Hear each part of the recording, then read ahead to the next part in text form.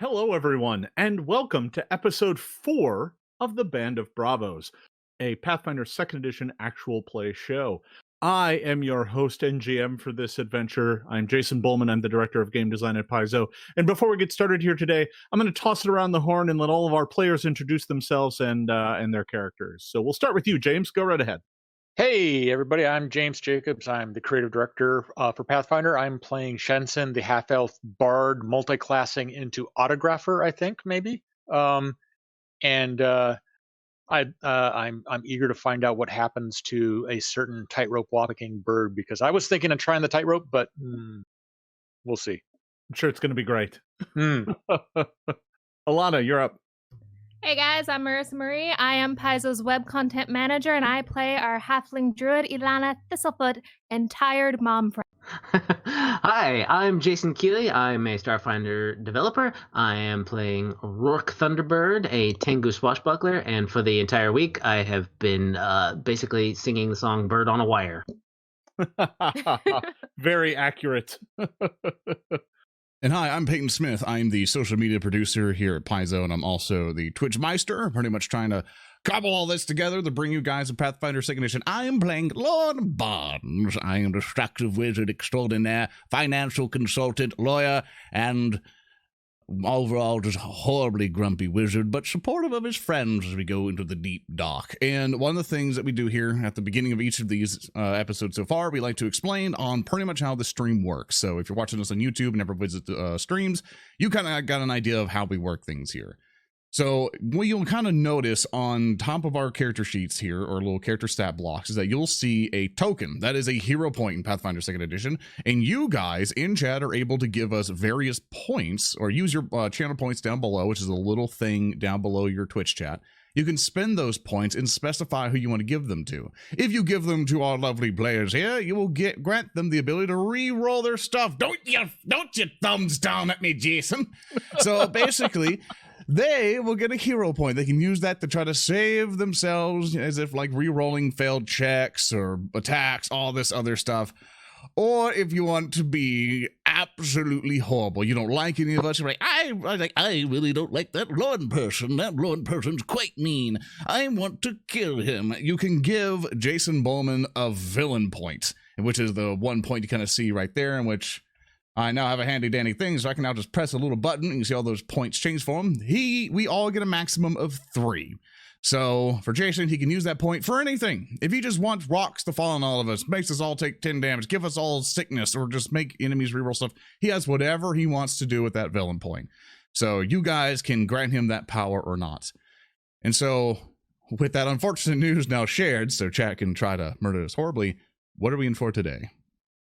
Well, I just want you all to know I may use points just to monologue. Can I do that? I think I can. I'll just use villain points to I did say you can do anything that you want with them, but no one ever said it was the right thing to do. Oh, can we bring these point mechanics over to our meetings then? No. Oh, damn it. All right. Let's get started, everybody. When we last left our intrepid band of adventurers, the Band of Bravos had been hired by the Goblin King, Good King Brightcrown, to clear out a mine. Seemed like a simple enough task. They ventured to this mine, and there they found a myriad of undead lurking down in the deep halls beneath the surface of the River Kingdoms. And in there they met a undead who was friendly, Grisfell, a ghost, who was tethered to his skull, who let you know that he thought he might know what was going on there, and in fact, when he was still alive, had perhaps something to do with the events that occurred here. That and you know, maybe with his help and with something called let's see, where is the name of that? The life cage, you might be able to put the Elan Core and make it dormant. The Elan Core was this strange object located deeper down in the mines.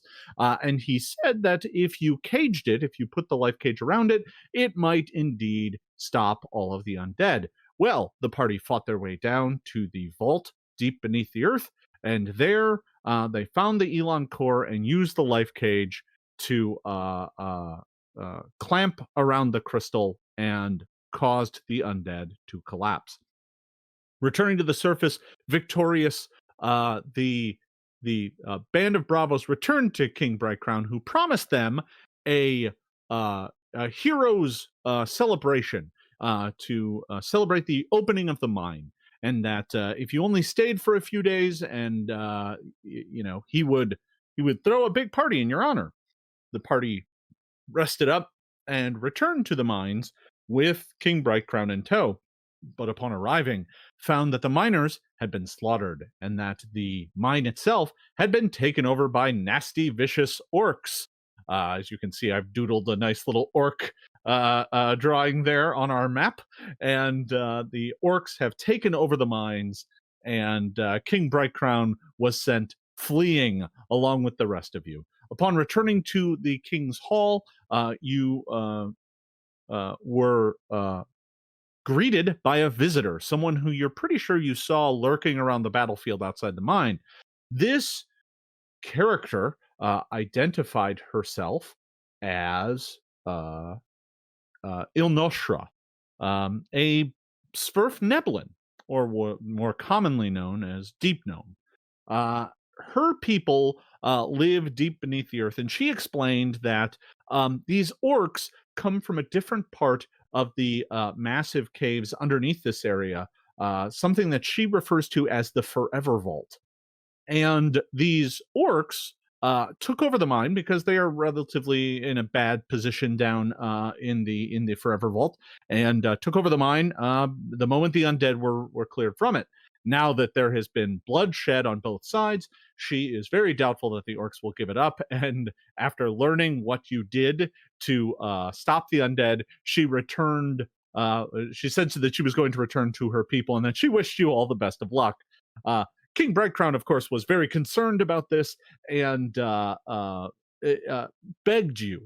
the band of Bravos to find a way to get the orcs to negotiate, perhaps share the mine. He wasn't sure. He just knows that he needs it. He's made it kind of clear that maybe he and his people don't necessarily have the resources that you think they have. And as a result, you talked to Ilnoshra, and she agreed that perhaps, maybe, if you went down to a place called Kobol Town, you might be able to negotiate with the emissary of the orcs who lives in the town. Trying to talk to the orcs in the mine, she stressed, would probably be a futile exercise, as they are on the defensive, having been attacked in what they now see as their mine.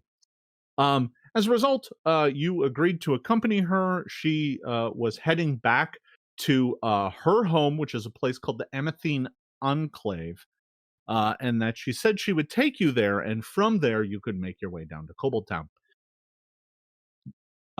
You accompanied her deep down under the earth, and it was down there that you ran afoul a chasm. This is Ilnoshra. Oh, that's right. You drew a nice little flower in her hair. That's nice. Are you impressed at my amazing art? Yeah, that's some nice art. All right. So that's some quality. She's a smiley face. Yeah, no, it's fine. Very cheery Deep Gnome. You accompanied Ilnoshra, and when you made it to what she thought was the boundary of her people's domain, she expected to run into a guard outpost. However, upon arriving there, the bridge was up, the guards were nowhere to be seen, and she was very concerned. You, I believe, fired a rope across using telekinetic projectile, and from there, we're preparing to cross over the chasm to perhaps lower the bridge, but that is when a giant bat who had come to roost in this chasm attacked. You defeated the bat, and Roark began making his way across the chasm, and I believe that is where we left off. Excellent. So, Roark, you are currently suspended halfway over the chasm, delicately tightrope walking your way across, and I believe that's where we will pick it right up. I think before this thing, I tried to do a offhanded attempt to get on the rope, but I'm gonna rescind all those types of actions, and I kind of see all the trouble we're into. So I gotta go, well, fellas, I don't know about you, but I find that this place is incredibly dangerous with flying creatures having the ability to just swoop down and eat us all. I want to leave. So I immediately turn around. That's not how this works, Peyton. Why doesn't it not work that way? Why can't I derail your entire preset campaign, Jason? Because I have to build things in advance. So the cavern behind you collapses. It's closed now. The only way is forward. All right, boys. I guess we're stuck in here. All right. I make way for someone else to attempt to go across the tightrope. Well, I believe the thing I need to check is to see whether or not the rope actually holds. You fired it across and secured it just fine, but was the stalactite over there strong enough to hold up the rope and the weight of a Tengu? I don't know. Let's find out. So I have hollow bones. Remember? Yeah, you are lighter. I will give you that. So we'll make this a lower flat check. Let's see. Oh no. We can't see the rolls anymore. I'm not gonna lie. It was a DC 5 flat check. Oh, and what is in? You Okay. have a villain point to make that not ruinous.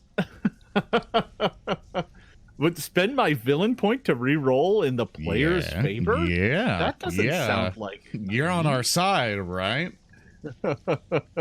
So here's what happens. The rope gives way on the far side and begins snaking back. The rope goes slack, and Roark is about to fall into the pit. Roark, I'm going to allow you to spend your reaction to dive for the far edge if you want, or attempt to dive back. The choice is yours. Would that be a jump using athletics? Let me check here. There is a reaction to grab an edge. I will that is grab an going to be what edge. you're If I can attempting grab to the do. far edge. I mean, If I can yeah. grab the far edge, I'll grab that far edge. Do both sides of the rope collapse? Because we still have our side that might be secured. Because I remember tying it all up nice like. Unless both of them shatter. Yeah. Unfortunately, like Chat was saying, that he's a bird, he can fly, but Tengus are, the closer you get to the center of a Tengu, the less bird-like they are. They're like bird at the head and bird at the feet. Yeah, it's true.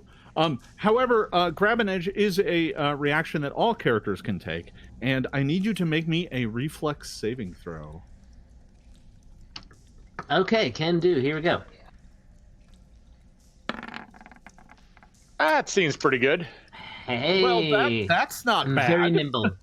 That's a 27. All right. That is a critical success. That is going to get you over to the edge there, and you're able to grab the ledge.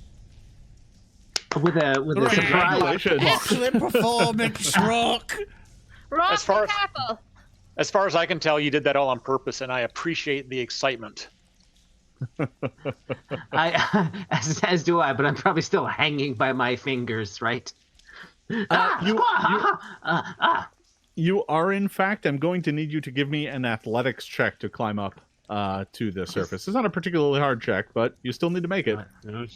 This one's a little harder to do for me. Something. Straight roll 13. So a 13 is not a critical failure, so you're not going to fall, but it's not a success either. So you're just kind of stuck there for the moment, and I'm afraid you're going to have to make another check. Athletics check again? Yeah. Pulling myself up. Oh, this is just a straight roll, so I'm really... Oh, no. Ooh. Yeah. Can I shoot lightning at his feet to encourage him? So interestingly enough, that is not a critical failure either. So you're literally just hanging there. Oh, God. Yeah. Yeah. It's just fine. This is just Roark. called what we call building tension in the business. So he's Roark, just kind of sounds like bringing you it can out. use some guidance. Can I cast guidance at him? Is he within range? 30 feet. Yeah. Then you can cast guidance on him. So it'll give you a Alright, +1 to your next okay. check. Good, that'll make it a total of a +1. If you're Better stuck than on the nothing. sledge long enough, I'll level up to a point where I can help you too. Oh no. No, I gotta hero point. I don't want to fall into a pit. The tension. It's palpable. Well, that's a good There you hero point go. use. There we go. That was a There good we use of- go. 19 you, on the die. Go ahead and pull yourself up. You are now on the far side. Yay! of the now- chasm. You are I'll next take to a bow. Yeah, nice. You are next to this bridge mechanism, and you can see that there is a large handle there. It appears to that like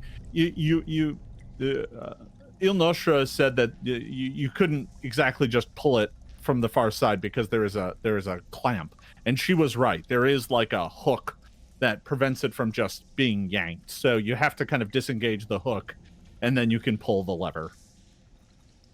Well, You should then I totally do keep just that that. hook. You should keep that hook as a trophy. All right. You pull the lever, and with a thunderous crash, the Ooh, bridge well done. drops into place. Ooh, special effects even. Yeah, I did that because I wanted it to be illustrative just in case someone was standing right in front of it on the other end, but no one was. So Yeah, before I continue, I just want everyone to know in chat, and by the way, that Mr. Jason Bulmahn makes all these maps himself. He draws them and everything else. So I don't know if I you do started. Yeah, indeed. I don't know if you did a stream of like doing any of these yet or not, but it's highly no, recommend. not yet. But I'm making a whole bunch of map pieces, and some of these pre-made ones I think we're going to release. So we'll figure out a way to get these out so that folks can play around with them in their own games. So you drop the bridge into place, making it so that everyone can scamper across. I do just that confidently and with style. Hey, Ilnoshra makes her way across as well, and is kind of looking at you, Roark, and is like, she looks at you and kind of nods. Well done. I'm going to be honest, I thought you were going to fall down the crevice there. He does that all the time. It's All fine. part of the show. Yes, it's all part of the show. And there's clearly a bead of sweat on my brow. On my, Ooh, my bird feather. sweat. That's good for magic, bird sweat. Bird sweat. Yeah. Bottle that up. We can use that for, like, curses later. Oh. So, Ilnoshra looks at all of you and says, "This is most peculiar." And she kind of looks at the area around here, and this the cavern beyond that you're heading into is very softly illuminated by a kind of a purplish piece of quartz that's embedded into the wall that's emitting a faint glow. It's not bright light, but it is some light. And she kind of looks around, and you can see that just beyond the bridge here, there are like some ledges cut into the hallway where folks could like sit and rest. And she says, "That's truly odd. There should be someone here. Those of us on the walk are stationed here." Can I look around and see if there's, like, any evidence of, like, foul play or, like shenanigans? I mean, people got conked on the head and dragged off, maybe?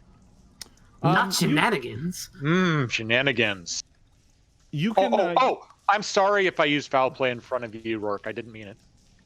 I hit Shensen with my stick. Oh, come on now. All right. Give me a. Do you have survival? Do I have survival? What kind of question is that? Of course I don't have survival. Then you take a look around and don't see anything. But I can try. Look at that. 8. I found cave part all over the place. Ooh, Ilana's got it. 26. What do my halfling eyes see? a critical. You, however, take a look around, and what you actually find is the distinct absence of any sign of a struggle. So over on one of the benches, there is kind of beneath it, there's a kind of a rough spun piece of fabric, and you kind of open it up, and inside is like some dried mushrooms.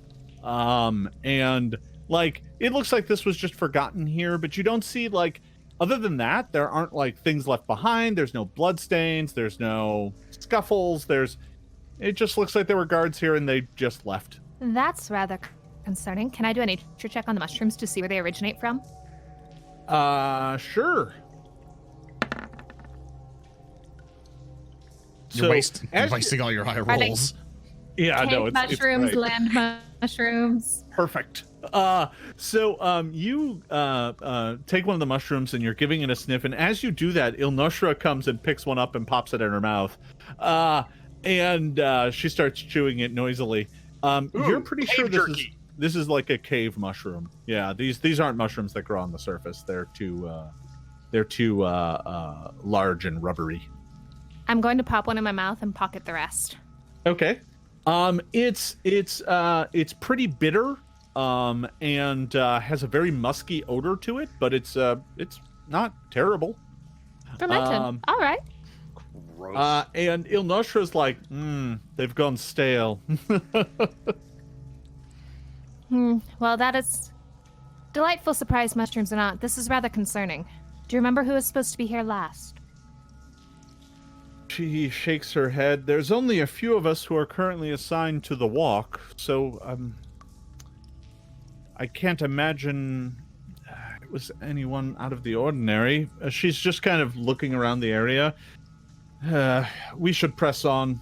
We should be able to reach the Amethine Enclave by this evening, I would think. How can you tell Especially if now that we have to report a cave-in. And I look at Lorne. Evening? I didn't do it. You ask her how she can tell it's the evening, and she just kind of shrugs. We just woke up. Oh, okay, fair enough. I do know that I kind of feel in my heart whenever the sun rises, no matter where it rises, it's rising somewhere, and that's Sarenrae watching out for us. So I think we should keep going now that we've conquered the evil bridge. Only glory lies ahead. Sure. All right. Glory! So, the group of you continues on your journey, and let me just make sure I get this all set up here. I believe in you. So, Ilana, how does that mushroom taste, by the way? A little stale, but not the worst thing I've eaten. Would you like to try one? Oh, yeah, sure. Give me a piece. Give me a piece of that mushroom. And I break one in half and I pass it. I'm like fumbling it because I'm not dexterous at all. Like, okay, I got it. And like chew it and stuff. I'm like, ugh. You do know that there's like a 5% chance every mushroom you eat is trying to turn you into one of them. All right, teach on it. Do you really trust?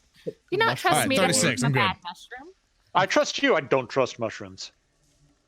We now learn about James's fear of myconoids. Ilnoshra, as you're walking along in the dark, she's just kind of eyeing all of you up, and she goes, "So, why did you do this?" There's a lot of this. What particularly are you talking about?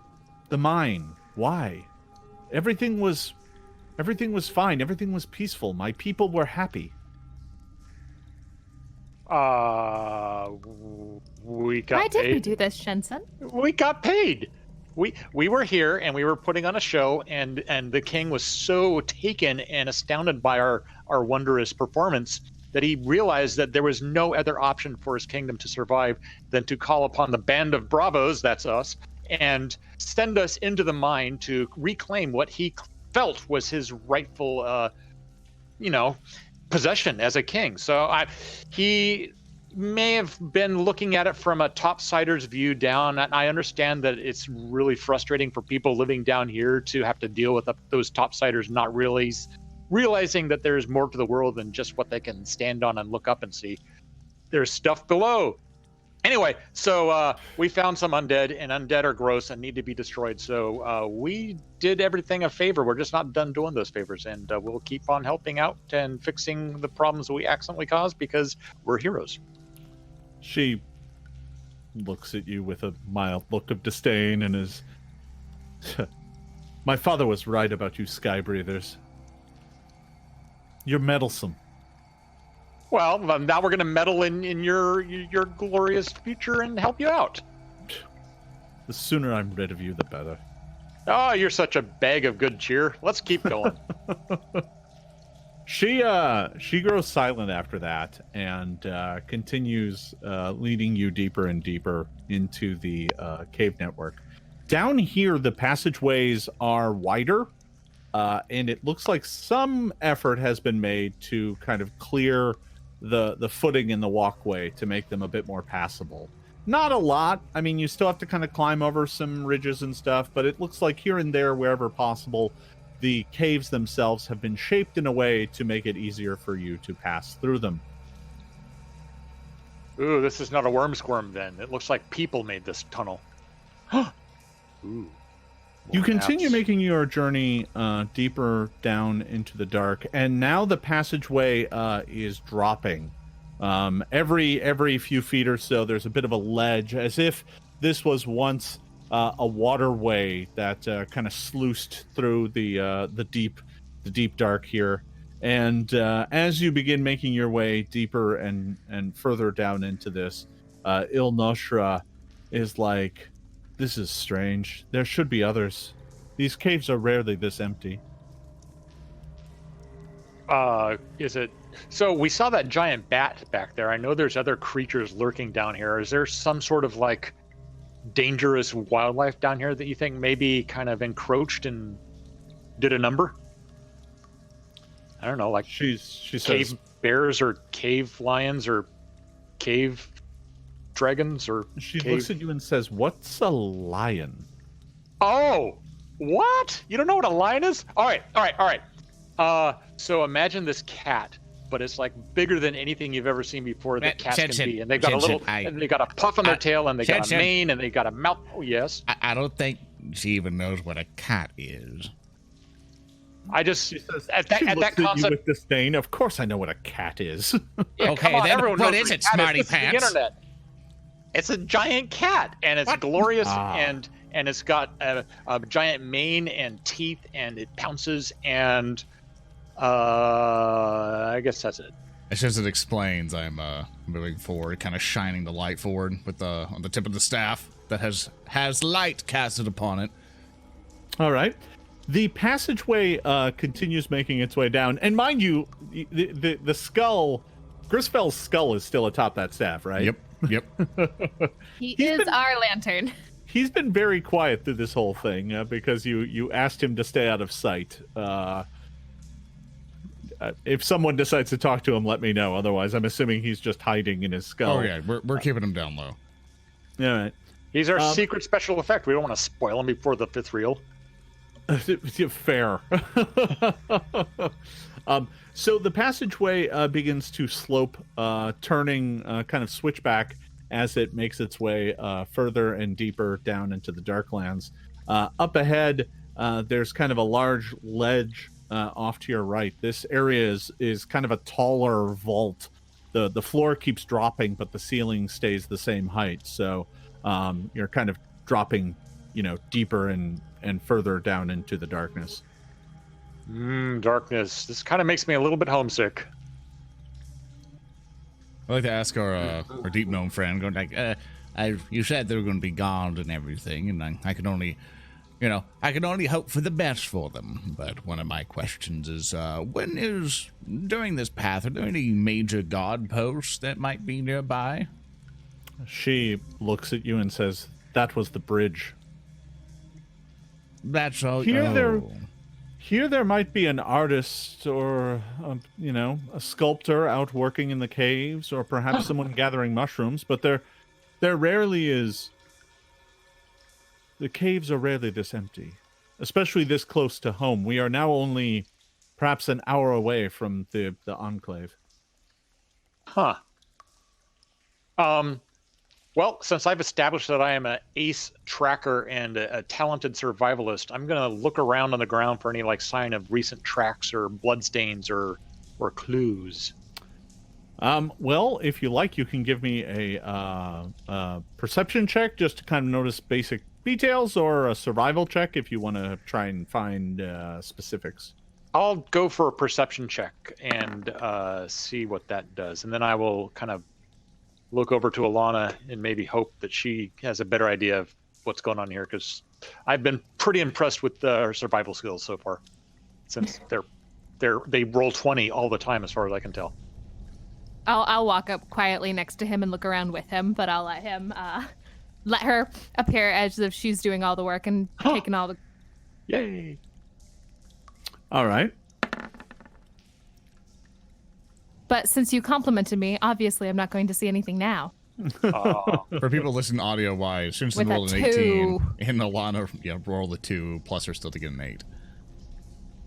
So, Alana's busy kind of looking down at the floor, and Shensen, you kind of are looking around, and then you kind of gently look up. And it's then that you see up on the ledge... Treasure! A giant violin! Oh, a monster. Up on the ledge above, crawling out of the darkness with a faint clicking, you see 2 large, pale scorpions. Cave lions! Oh. They are not cave lions. Permission to spend a hero point to nope. You see 2 of these come clicking and clattering out of the darkness. And at that, let me make sure I've... Oh, heck. Let's get the sheets No out, chance boys. of reasoning with them before we whenever roll initiative? You see the turn order show up, you're like, this is not going to be like a bake sale or like something happy. Did you say this is not going to be a bake sale? Yeah. Why can't it? It's because it's in the Darklands. They don't do bake sales down here. You saw those steel mushrooms. That's Back fair. to 20s. I You've get been a 20 rolling- whenever. It doesn't matter. You've been If getting it matters. 20s like at the beginning of this entire session, and now you're all gonna get nothing but like less than 10 in this entire battle. I know it. If it matters, 20's on I don't initiative. roll well. 20s on initiative does matter a little bit, though. Oh yeah, a little bit. This is true. But unfortunately, I can't use wild empathy. I can't talk them down. Went too fast. We got to start finding these things early enough so you can like make friends with them so that we can build our army. I wouldn't mind adopting a few more animal children. Can you be like a Yeah. Disney princess and start singing a solo, and we just have like swarms of just bitey bugs that eat our enemies? I don't imagine a Disney princess. I feel like Shrek 3, where she's singing. That got oddly specific. All right. So I couldn't remember the name of the song to save my life, but I know exactly what scene it is. yeah, you're all good. So I have everyone in order right now. Ilana, you have managed to seize the initiative despite not seeing them, and being ready to respond. Shensen's quick call that there were monsters almost atop you did prevent everyone from being ambushed by them, and you are going to get to act first. So, what do you do? Well, the one right above me, I don't wish for him to jump down on us, so I'm going to try to slow him down. Well, a critical hit is going to do a very fine job. What is with you it in is- 20s? What happened? Did you hack? I finally nerfed roll 20. Excellent Let's see roll, here. though. It's an excellent roll. We'll go ahead Yay. and put that icon on that guy so that we don't forget that scorpion is stuck and in place. It occurs to me you probably can't see that because it's off in the shadows, but that's fine. Okay, so that was 2 actions, Ilana. What do you do with your third? I'm going to use my third to prep my crossbow. All right. Great. So, yeah, your crossbow is all ready. Okay, next up, the cave scorpion is going to go. So, the cave scorpion that's up here, let's see. It has... I knew it was so- a cave something. So it comes climbing down the wall there, and it is going to attempt to hit you with its stinger. Oh. Yeah, 25 will do it. An armor class of 25 will most certainly hit. Take 4 points of damage as the stinger darts out, slipping past your armor and hitting you in the shoulder. The moment it pierces your flesh, you feel a strange numbness begin to spread through you, followed up by a burning pain. Can you give me a fortitude save? I certainly can. Behold the 9. Ah, yes. There are the rolls. Yeah. So the poison begins to burn you. You can feel it inside you. Take 1 point of damage. Oh, that's easy poison. Yeah, sure. That's fine. Never mind the fact that I'm still kind of beat up from that last fight against the bat or something like that. Yeah, that's... Yeah, no, it's fine. Okay. That was that scorpion. The scorpion up above is entangled, and it is going to attempt to... Oh, sorry. Actually, you know what? Before I go on, that scorpion down below has one more action. So it's going to attempt to hit you with a pincer. Now, that is an 18, but it's going to be reduced down to 13, so I think that's probably going to miss you, correct? It will indeed miss. I'm too wily. The scorpion up above is going to attempt an athletics check to break free from the entangle effect. Oh. As it gets a 20. Oh. That will do it, but that does burn one of its actions. Then it has to move, so it then crawls down the cavern wall. And let me go ahead and remove the icon from it, since it's no longer entangled. But it is still taking a -10 penalty to its speed, which actually is going to slow it down. It needs to spend 2 of its actions to get down to you, so that is going to be its entire turn. Yay, All right. slow motion. Yeah, because it has to crawl down from up above, and its climb speed is rather slow. All right. However... Oh, I don't like the sound of that. However. Yeah. However, you are all dead. Good luck, gentlemen. The third scorpion What?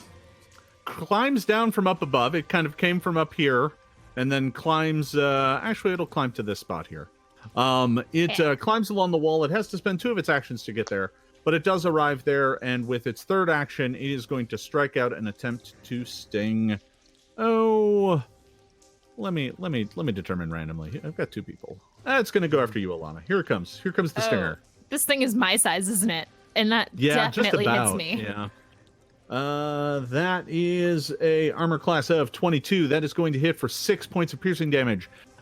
This hits you right like in the abdomen, and you feel that numb begin to spread from the wound. Can you give me a fortitude save, please? Sure can. 15 to 20. I believe that is going to be enough. I'm going to double check here. Oof. Yes. All right. You are all good. Yeah. All right. Number looked right. Okay. Just, ow, that hurt. Okay, so the scorpions have all now gone. Shensen, it is your turn. Well, I don't want to hog the spotlight here, so I'm going to move around over to here to give everybody else room to come in and help act out this excitement. And so that's one move. And the next thing I'm going to do is I'm going to do a lingering composition as I start up my bard music. So that requires me to attempt a perform check, or a performance check, I guess is what they call them these days. It's a 16. Is that good enough to impress? That against these is good enough. Yes. Yay! So that means my next action to do bird music is bolstered beyond lasting just 1 round, and then I will clean up at the end here by stabberizing that scorpion next to me. And oh, are you? I'm gonna wave my scimitar like a baton, like I'm directing the rest of the party to do better than I did. Yeah, so it occurs to. Yeah. So you dance over to there, you do your performance, it does great, but when you swing that scimitar, you're just kind of off balance, and it just wishes entirely. The tail ducks out of the way, and you don't manage to connect. Oh. Next time. Ilana now goes. She is going to load her sling and fire at the scorpion that is next to Lorne.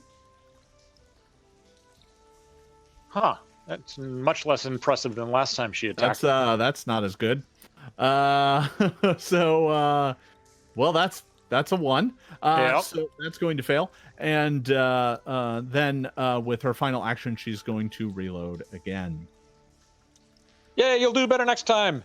Maybe. You can do it, baby. Turn that off. All right. That is Ilnoshra. Next up, Lorne, it is your turn. Excellent. I'm going to get out of dodge because I have like no health left. So I'm going to take a little steppy step this way, like a nice little please don't stab me as I'm leaving step. And then I'm going to put my hands together, bring them out, and cast Electric Arc. I just need to Which make me... it's which going to two be are you basically targeting? the one that's right to the right of Ilana, and then the next target with the one to the left of Ilana at the top left there. Those two. All right. That's gotcha. how that'll arc. They got to make me a 17 reflex save, or beat 17 on a reflex save. Gotcha. Here we come.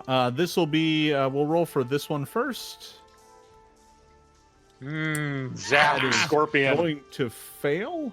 And how much damage did you do? 5? Yep, 5 electricity damage. +1 bard. And +1 bar. So 6 electricity damage. The electricity dances up and down its pale white carapace, and its claws shudder and open and close convulsively for just a moment. Let's roll for the other one. Ha ha! Burn, scorpions! That one is going to make it, however, and although the electricity does dance upon it, it does seem to have less of an effect. All right. That was the 2 scorpions. That was Lauren's turn. Next up, Roark. It is your turn to act. These vile bugs have crawled out of nowhere. What do you do? What the blazes are these things? All right, Lauren, I like your styles. Let's do it. Yeah, so 1-2 pounds, Roark. I will take a step forward All right. to there, and then I will also cast Electric Arc on the 2 that are directly in. The 2 that are directly in front of you. Yes, that's right. All right. Ooh, good roll. Delightful. 8 if they do that. All right. I will start with the one to the right, and we will roll its reflex save. And it is just shy of a crit, I'm assuming. That actually is a crit because you're 10 over. I have a 16 DC, so that is a full crit. That takes nothing. scorpion entirely dodges the electricity. It I can't help scampers it. out of the way. The I clap for lightning. the Scorpion. I can't help it. Yeah, it does this kind of camper thing with its legs. It's really Same cute. team. The other scorpion critically fails. Yay! All right. Ah! Suck it, scorpions! Wow, that was 2 sides of the coin there. So the electricity blasts that one, like blowing a hole into its carapace, and this pale, milky jello spills out. It takes Ooh. immense damage. Yeah. However, it is still up. It looks very badly hurt by that. However, it is still capable of fighting. This one? Aw. Yes. Okay. Looks very badly hurt. All right. That is bottom of the order. Top of the order, Ilana, it is your turn to act. Oh dear, this is very less than ideal. I'm going to move over here out of range, and then I am going to fire. Oh dear, my screen just had a tantrum. I am going to fire at this. Fantastic. Right, crossbow, don't fail me now. We believe. We The believe. power of the crossbow. It is. 21. That's 5. pretty good. A 21 against the this scorpion right here. Yes. Yeah. That is going to hit. Your crossbow streaks out, finding the hole that was blasted by the lightning, and disappears into the pale, milky goo emanating from the creature. And with a chittering hiss, I'm to the sorry. ground and stops Oh. moving. Apologies. And I still have 1 action right left. You do, yes. Okay, I'm going to pull out. Oh, has it been a day? Can I pull out the Wand of Healing? Did you use it in the previous fight? Not in the previous fight. Because I believe you rested the night before coming down here, or at least there was one. There was one night. She's have a use for it. Okay. Yeah, so I think you can use it again. Okay, and can I only, since I only have one left, can I do one now? One Even more though it's a different time. wand? The robots invaded your mic. Sorry, yeah. You can spend one action to use it, but it's only going to heal a D8 and only to yourself or someone adjacent to you. Oh, I can't reach Lorne. No. Ugh. Right. Lorne, get closer! You could heal me later. But to be fair, you could spend the action 4. to draw the wand, which you kind of have to do anyway. Okay. Yeah. Then that All right. is what I'm going to do. Yeah. So you've got it in hand now. All right. The scorpions go. Let's see. This scorpion actually that's right here is going to attack. Let's see. That would be this one here. He's going to attempt to sting Roark. Here it comes. Oh. Always with the critical on me. Always with the critical on me. Sorry. Wow. Take 8 points of damage as the stinger manages to get you right in the neck. Ow! Squawk! So, Oh no! I am going to need you to make a fortitude save as the poison is injected deep into your neck. That poison in your neck, that's fine. There's nothing important in your neck. Oh. Nothing here. No, that's an 8 total. Ugh. Oh. you still have a hero point, but I don't know if you want to use it on that. I might want to save it for death. Yeah, because death is just around the corner. It's actually around the corner. It's like coming right now. The death is right up here on the map. It's around the corner. All right. So you take 3 points of damage as the poison begins to course through you. That is going to be its first action. With its second action, it's going to attempt to get you with its pincer. That is going to be a 17. That is a miss. Oh, just Dodge out of the barely. way. Reaches out to attempt to grab you with its pincer. Sorry, that's an agile attack. Oh no. That's an 18. Sorry, I did the math wrong. That's actually a hit. If only I had raised my shield, which I didn't. I like to think you did the math wrong just to like bait and switch there, Jason. Well, That was- it's a that's pretty dramatic sneaky. pause. Yeah. All right, in that case, you're going to take 9 points of slashing damage, Roark. Huh. Good night. That's a lot for That does seem like a lot. And with its third action, it grabs Roark in its claw, looking like No! it's about to crawl back up into its cave roost and enjoy a meal. Unfortunately, it is out of actions. The other scorpion is going to advance 1 square and attack Ilnoshra.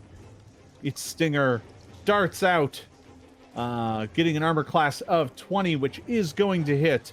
Ilnoshra is going to take a little bit of damage from that. That looks like it hurt her, not badly, but she was hurt by that. And then Ilnoshra is going to need to make a fortitude save against the poison, and she is going to fail. Uh-oh. Oh dear. Hey, she made fun of us last time. That doesn't give us an excuse to make fun of her when she gets stabbed in the eye by a scorpion's tail. I'm not gonna make fun of her. I'm just gonna establish what karma means. It is the scorpion is then going to take its last attack with a pincer, but it does not manage to connect. All right.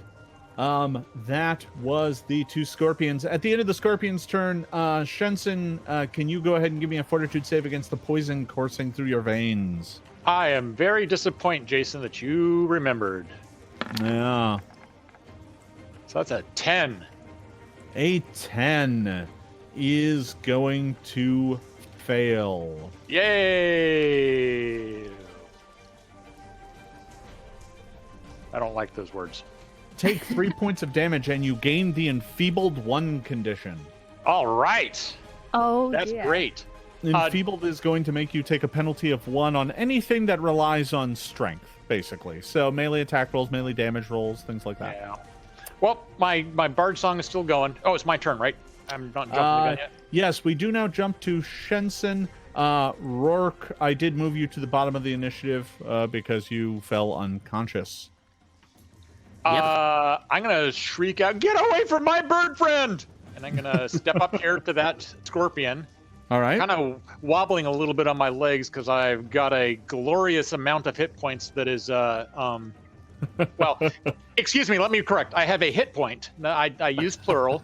So with my 1 hit point and my half-poisoned body, I'm going to stab that troublesome scorpion with my scimitar. Hopefully much better than last time. No, not much better at all. You got a hero point. I'm not rolling a hero point because I have 1 hit point and I am poisoned. So I will instead make another scimitar attack with it very quickly to cover up the fact that I just rolled a 1 on that previous attempt. And that one is much, much better, but still crappy. So that's a 8. Yeah. 9, because I've got bard bonus. Huh? Not quite enough. Your scimitar swings out wildly, attempting to hit the scorpion, but your vision's starting to blur. You're so close to the end. You're not sure if you're going to be able to make it. Ilnoshra is going to go. She drops her sling, draws a light pick, and swings it at the scorpion that is in front of her. Mining for scorpions. Unfortunately, she rolled a 1. Yeah. It wasn't worth it. I knew all this. Going point. I knew all those 20s at the start was a bad sign. Yeah. No, I'm sorry. You burned a lot. Making 20s isn't worth if you're not. I can't have my NPCs be so ineffective. That's not okay. No. So I'm gonna burn a villain point to have Ilnoshra reroll. and ever since I am convinced Ilnoshra is like an evil spy because she gained benefits from villain points. Yeah, well that makes sense. She is going to swing wildly at the scorpion, but that second roll is because of Bard Song going to hit. Bard Song. So she is going to do 4 points of damage to the scorpion. It looks hurt, but it is still up and capable of fighting. And then she's going to swing one last time with her pick, this time at a penalty. Ooh. But that's going to hit for another 7 points of damage. The scorpion that's in front of her looks very badly hurt, but it is still up and fighting. Lorne, it is your turn. Yes, unfortunately, I don't have too many magical spells to save the entire party, but I have 1 slot left, if I remember correctly, to finally burn this scorpion to a crisp. I just kind of like try to grab hold of a pincer or a tail or something and just go, burn scorpion, and just socking grasp. And Bart's I'm not going to do that, so we're going to spend a hero point that chat gave me. Thank you very much. And try again. That's a 20. Burn, scorpion. So shocking grasp doesn't burn.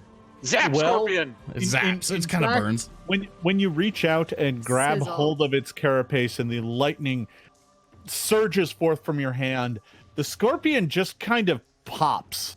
Ew! It explodes. It makes quite the mess as it just kind of cooks inside of its own shell. The lightning streaking through it, it just kind of pops. And before the goo gets on me, I cast shield so I get no goo on me.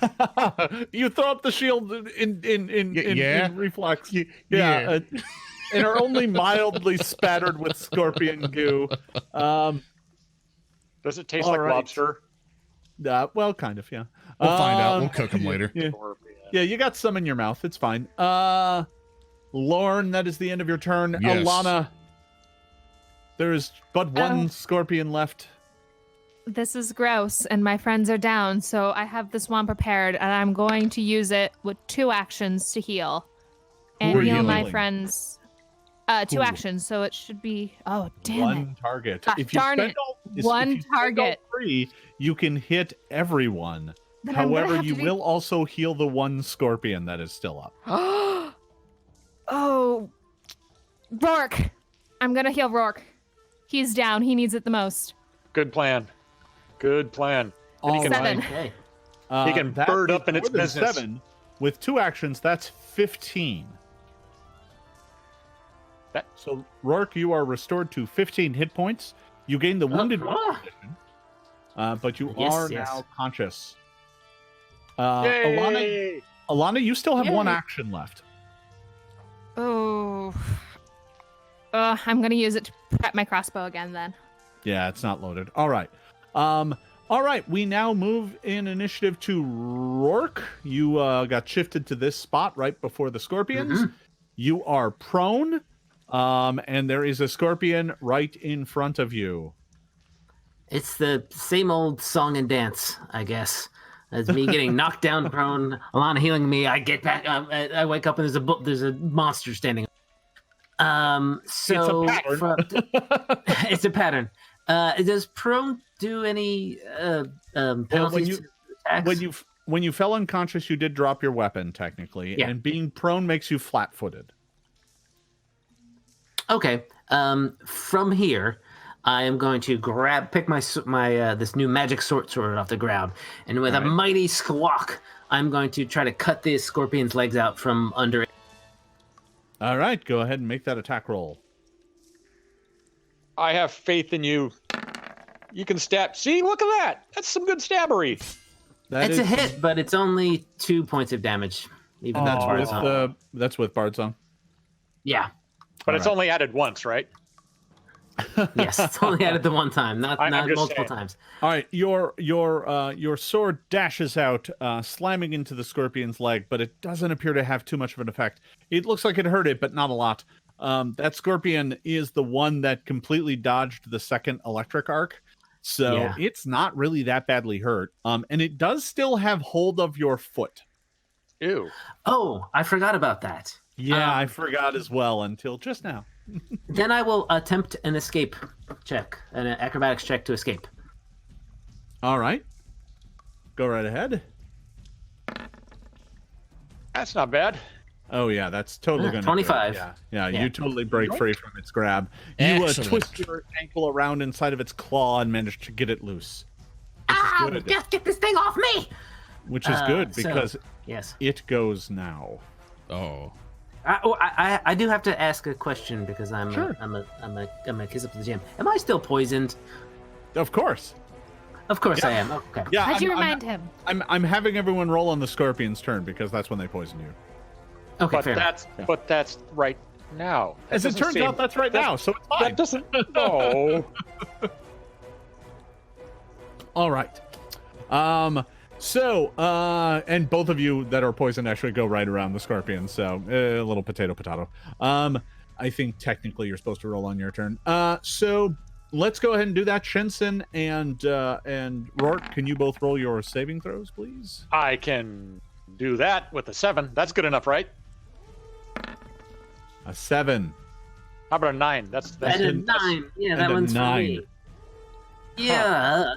Wow.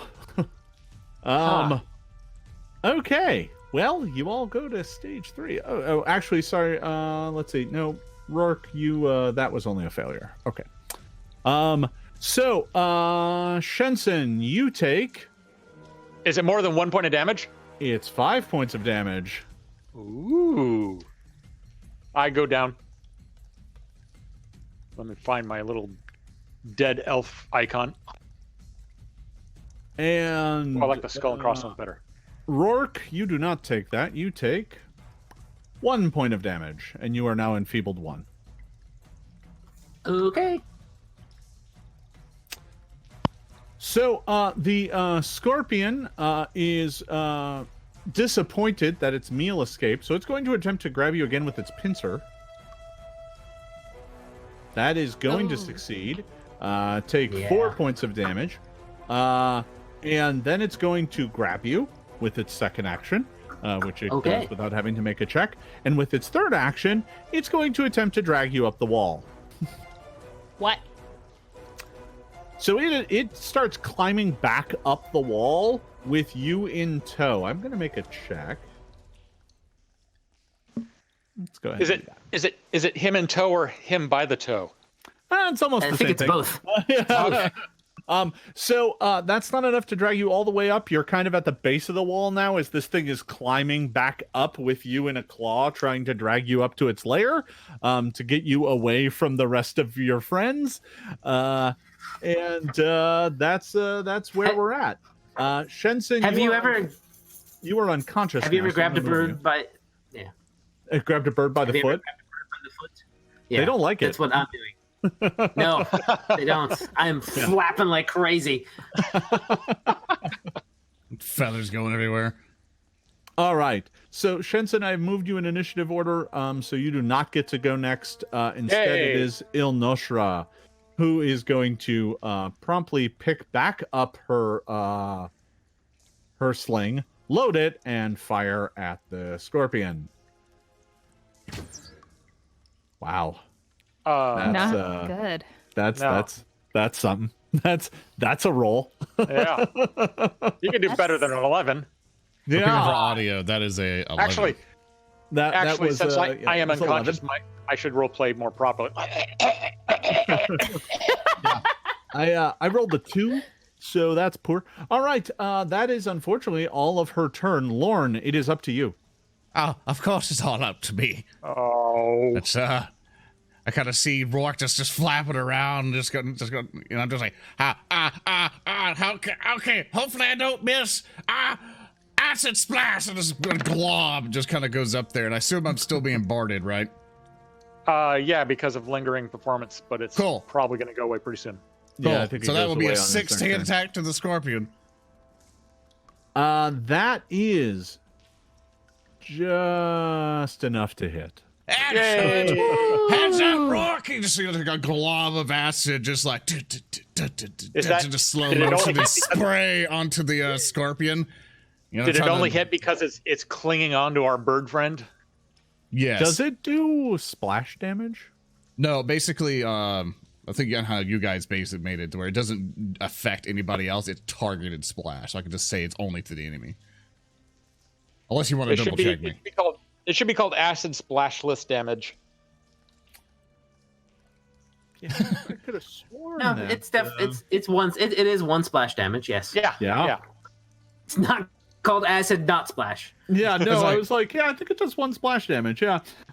So fun. So let's see. It did crawl up the wall, which means I think Shensen, I think you're being saved by the fact it crawled up the wall. Yay, walls! Yeah. You're not adjacent to it. But Roark, you are. Take 1 point of damage. Yeah. And of course, my last turn, I'll stay where I am and cast shield because I don't go near anything. Yeah, that's fair enough. All right. Ilana. It is taking one of my friends away, and I'm not going to stand for that nonsense one bit. So I am going to aim and fire my crossbow at the scorpion. And it is up at an angle, and I am going to miss because I'm too short to see over the ledge. Yeah, you're kind of actually up higher. That ledge stays up a little bit, but yeah, your crossbow bolt goes clattering off the side and rattles down the passageway. That was your first action though, because you did ready it last turn.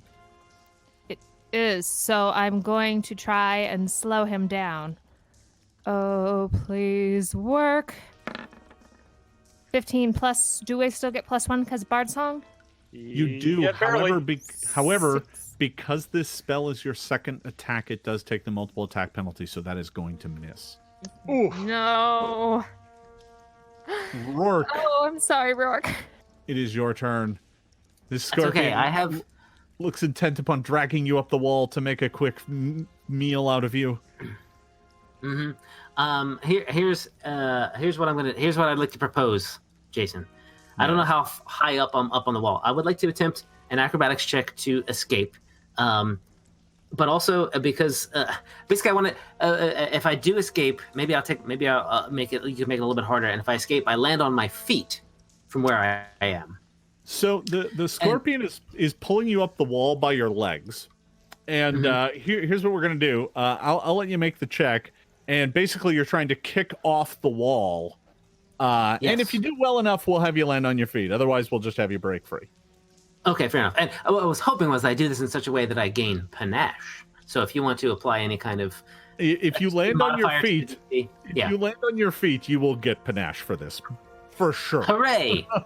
Here we go. I'm ready to clap when you do awesome. That's good enough for me. 17 is okay. 17 is good enough Probably to not break enough. free, but not enough to land on your feet. So That's fair. you're gonna kick your boot loose and flip over, but you do land on the ground and you are still prone. All right, then. From here, I'm just going to electric arc it. Okay, you land back on the ground, look up, and blast lightning up at it. Let me go ahead and roll a reflex save for it. Please Here work. we are. Ugh. That is Okay, going well. to make it, so it will take half damage. Yeah. That's right. All right. The electricity crackles and scorches it. It looks very badly hurt, but it is still alive. Unfortunately, Shensen, it is now your turn. So I am currently dying 1. You are dying 1, yes. You need to And- make a flat check. A flat check. Yep. No bonuses, right? Yes, the DC is 10 plus your dying level, so it's an 11. All right, so I rolled a 2. Is that good enough? No, Oh. no, it's not. So I- that is going to be a failure. Then I have something very important to tell the rest of the group, and that is... I'm assuming also I'm about to take poison damage. You are, which will Oh, drop no, you from dying 1 to dying 2 to dying 3. Yay! He's still got a Unless I hero make my point. saving throw. Yeah, I do you have get a to hero make- point. You get to make the saving throw first, so All right, that's a 14. That's that's a fail. Yeah. dying But 3. you are now dying 3. All right, Oh, dear. on the edge of death, Shensen is. All right, the cave scorpion is going to go. Let's see, who else is poisoned? Ilnoshra is poisoned. It's also me. I am also still poisoned. All right. Roll for Ilnoshra. It's going to fail. I am also going to fail with a 7. These fortitude saves are just terrible. You can do it, folks. I believe. As I stay All back right. here, safe. Keeley, take Oh. 2 points of damage from the poison, and you are now enfeebled 2. Got it. Oh, all right. dear. The scorpion is really badly hurt, and is going to attempt one last desperate try. It's going to snip down at you with its claw as it desperately tries to get a meal. Oh, it's just hungry. Yeah, that's all. Oh, Shensen. But it's going to miss. Oh. Woo! And it climbs back up the cave wall and skitters back into the darkness. It's back. Desperate to get away from all of you because it has been dealt a lot of damage. What does it need to leave? It's winning. It doesn't know that. 2 of its friends are dead, and it is badly wounded. It means it's gonna get friends and come back. It'll But gain it a is- level. It is, well, that's what it's hoping, you know. It's, It's gonna come back twice as big, and it's gonna But, have a gang. It's gonna have a but whole squad. but it is going to climb up to that spot on the wall. It is not out of sight just yet. Ilnoshra is going to fire her sling at it. Ooh. Oh. And I rolled a 4, so that's not going to hit. She'll reload and fire one last time. And that, with the penalty, is just going to be a hit that does 6 points of damage. Oh no, I think the Bard song just ended. Yeah, Bard song's over. Yeah. So that's only going to do 5. It is very badly hurt, but it is still alive and scurrying off into the darkness. Lorne, it is your turn. All right. First action. I want to run up. When I still see that skittering thing, and I'm just Yeah. absolutely abhorred with it. And you just kind of see crackling energy and all the magic that's surging through me, and I am tired of these scorpions! Electric arc! So, you need to make a reflex save. Suck it, Scorpion. I think your reverb made you do the minimum damage there, Lauren. I know. That's how this game works. I am jealous of your sound effects. All right, the Scorpion is going to attempt its reflex save, and it's gonna fail. And with that, the Scorpion, the electricity arcs out, slamming into it, arcing between the nearby stalactites and stalagmites, and the Scorpion dies. Yay! Last death of the day, yes? I'm so happy I got my Wilhelm scream in. Well, no, well right. done. All right, so the Scorpions are dead. That is the end of Lauren's turn. Ilana, First What are things you first, doing? casting Stabilize on Shensen. all right. So no longer dying. All right, Shensen, you lose the dying condition. However, you may regain it here in just half a moment. Yeah. If this poison continues to rack your body. Which it's pretty much guaranteed to do. Even if I critically succeed and reduce it by 2, it's still gonna... Do we trust me to do a medicine check over a heal? No. Well, No. I have no confidence in any way, shape, or form. Healing magic is super delicious. yeah, well, there is that. All right, so Stabilize has been cast. That at least gets you away from Death's Door. But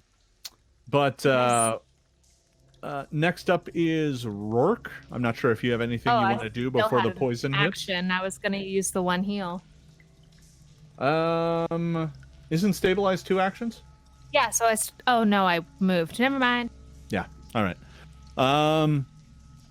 Roark, do you have anything you want to do before the poison creeps up?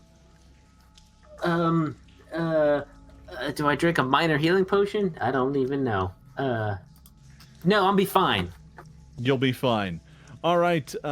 Can you give me your saving throw there, Roark? 12 is not fine. That is not great. You take 5 points of damage. Let's see. Ilnoshra is going to make her saving throw. Still standing. And Oh, of course. she is going to succeed, which causes it to drop down to the smaller version. So she'll just take 1. And Shensen, you are going to drop back into dying. I get a fortitude save first for what that's worth. That's true. Yeah, no, go right ahead. Didn't That's matter. great. That is slightly below average. With the This Scorpions group gone, and are we all poison still in saving initiative? throws are just well, I'm kind of keeping the group order just to keep some order to all of this. So you lose the dying condition, which means you technically gain the wounded condition. Wounded 1, correct? Or is it wounded 3 because I went to dying 3? No, it's just wounded 1. I'm doing this so that we can show the chat how the dying rules work. Where it's a, Sure. it's a tutorial. So here's how that works. When she casts Stabilize on you, you go to you lose the dying condition, which means you gain the wounded condition, but you always just gain wounded 1. All right. So you gain wounded 1, and then when the poison hits you again, dropping you back down into dying, because of the wounded condition, you technically jump straight to dying 2. Right. Yeah. So you're on a precipitous slope here. On the upside, the poison is nearly done. Oh, it's about, yeah. Yeah, but it's not done. There is still It's one just- more round of it. Just nearly done. All right, Yeah. well, So I'm doing better than I thought I would. All right. So rolling down the order here, we get to Ilnoshra, who is going to move forward and just evaluate the situation. She doesn't have any skills that are going to help. Lauren, do you have anything that you can do to help? Sure, I was just standing there like, yes. Remember the time when I was poisoned, gentlemen? I have this handy-dandy little vial that could potentially help all of our problems. And, so it goes to the point where, obviously the poison is about the inform. I assume Roark is heavily poisoned and Shensen's heavily poisoned. Yes. Cool. And Shensen Although basically... Shensen is the one that is dying from it.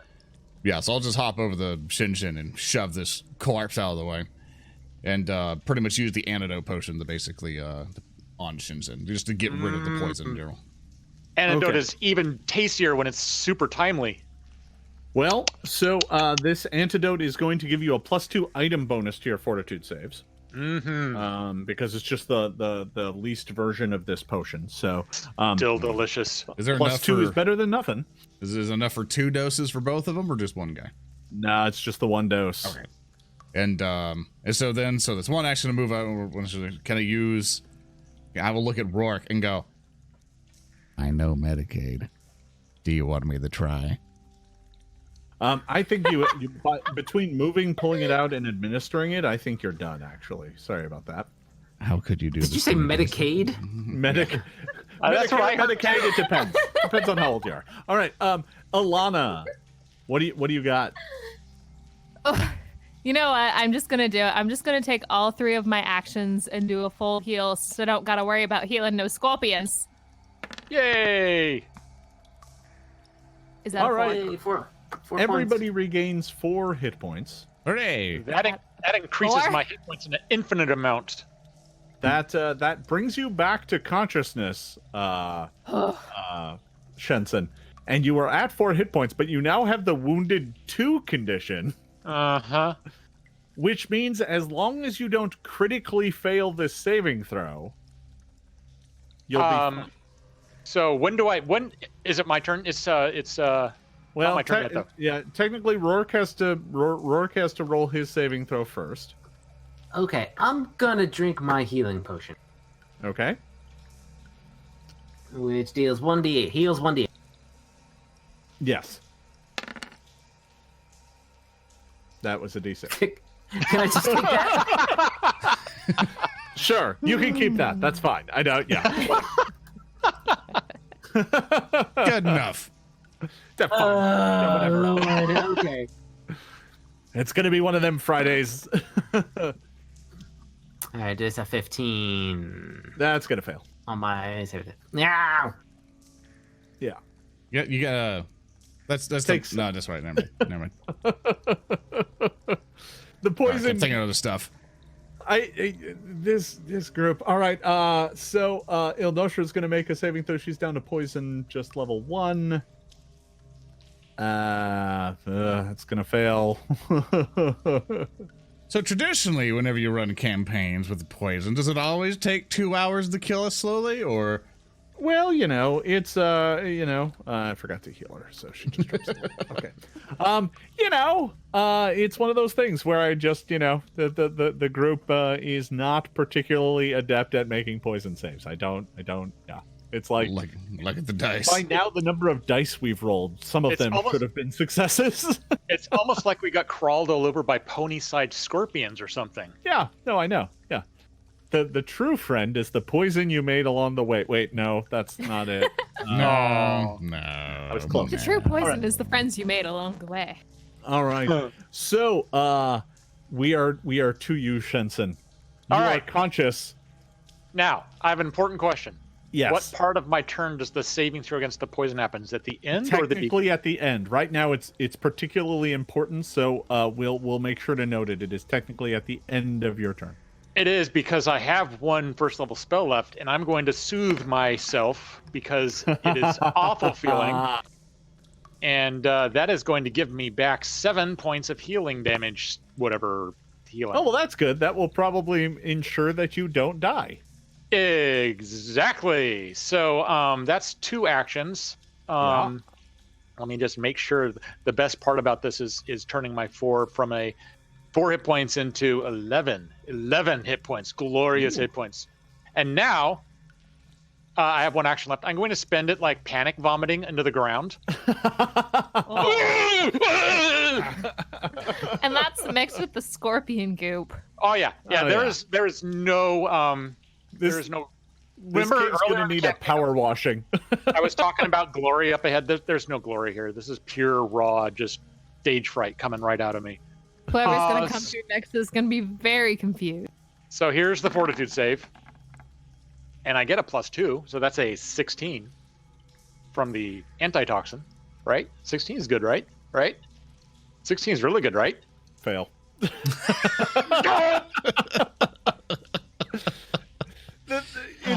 It's funny because it's literally by 1. Is it? Like, so this is really traumatic. I mean, it burns all over. I don't want to die in the dark down here and in a pile of scorpion drip. So is any of this like mental damage from the poison? Because Soothe gives me a bonus on those saves. Nope, it's poison. Bring it. I can take it. I'm hardy. You take 5. That's nothing. I keep vomiting. Yeah, no, well, you certainly do. But as you do so, you feel the poison's grip upon you finally fade. Ooh. All right. Now, vomiting works. I think the only folks we have left who have to make saves is Roark. You need to make one more. And I believe Ilnoshra needs to make one more. There's an Ultra's. She's going to fail. Boy, oh boy. Yeah. So bad. So bad at this. Hold on, let me. One more time, Keeley. Yes. 1017. Wait, what? Yes, I did it. I finally did it. Yes. When you spend a hero point, it gives you 1,000 to your roll. Is that 10 over the DC? Yeah. How many crits is that? That's a fair number of crits. I think you should bank them. You may have tinkered with the system a little. I don't know what you're talking about. It's what the sheet says, man. I'm beginning to feel like you may have given yourself a bonus of, let's see, 1,000. I'm seeing a bonus of 1,000. Nah, man, that's what's in the book, right? What are you talking about? We'll just go to the printer and just Sharpie all the zeros. Roark takes 5 points of damage. All right. Yeah. That's okay because I have one. Back, you should be F into it. I have 12,100 hit points, so it's okay. Oh well, that's. Oh, you're good. All right.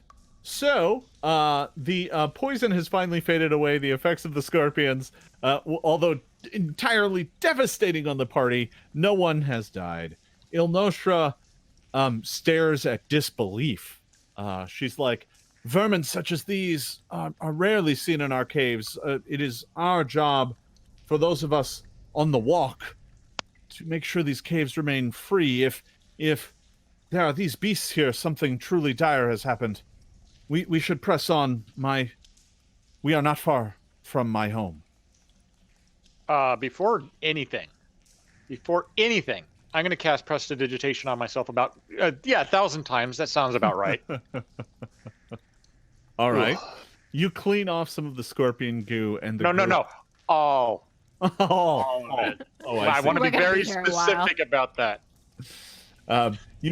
Especially having fallen unconscious, because you were kind of on a downslope, so that goo slid down the hallway right into you. Yeah, there was vomit, panic vomit. Nobody saw nothing. So the group of you continues making your way deeper and deeper into the earth, nursing your wounds. You make your way far below the surface, and eventually the cavern passageway that you are traveling down opens up, and there before you see a rather large, not vast, but large open cave, very tall vaulted roof up above. So far it is in the darkness, way beyond the reach of your light. However, the entire thing is speckled with small motes of light, almost like an artificial night sky. There are tiny purple lights twinkling far up in the top of this cave. In the center of the cave, you see a vast stalagmite growing out of the floor of this cavern. And even from this distance, you can see that the stalagmite is inhabited that someone has carved out the inside, put windows and doors into it, and in fact, you have arrived, Ilnoshra says, at the Amathene Enclave. Ooh. Oh. And at that, we are going to take a short break. And we will pick this up after we all get a chance to go get ourselves another beverage and keep things moving. We will be right back, everybody, in just about 5 minutes. See you in a bit. Hey there, everybody. Welcome back. So when we left our intrepid heroes, they had finally made it to their destination, having just barely survived an attack with some giant cave scorpions. Ilnoshra has led you to this place, and it is a vast cave, in the center of which is this stalagmite town building. It's not huge, right? I mean, it's apartment. It's a complex. Yeah, it's a stalagmite apartment complex. Sure, it's like that. And as you enter this cave, you do see other deep gnomes kind of walking around the place. A few of them appear to be armed. When they first see you enter, there are some that move in your direction, but Ilnoshra moves to the front and holds up her hand, and they all kind of look at each other, and you see some of them whisper and talk to each other. But they kind of give you a wide berth, and Ilnoshra says, "You will want to speak with the voice. You should come with me." I'm still kind of trauma prestidigitating myself clean, and so It's been like an hour. Oh yeah, yeah. Oh. I know. It was awful. I'm still like I can still like feel that scorpion slob all over. But as I come up to this, as we approach this stalagmite townhouse thing, I will suddenly get very intrigued by it and turn to our illustrious deep gnome escort. Ooh. Is there a place in here that has like a hot shower or a hot bath or anything like that? She looks at you funny and she's like, "You mean like a hot spring of some sort?" Or Even better. Yes. No. Oh. She says, if you want something like that, I know that there are some who prefer such things down in Kobol Town, but that's the best us, reason to go to Kobol Town yet.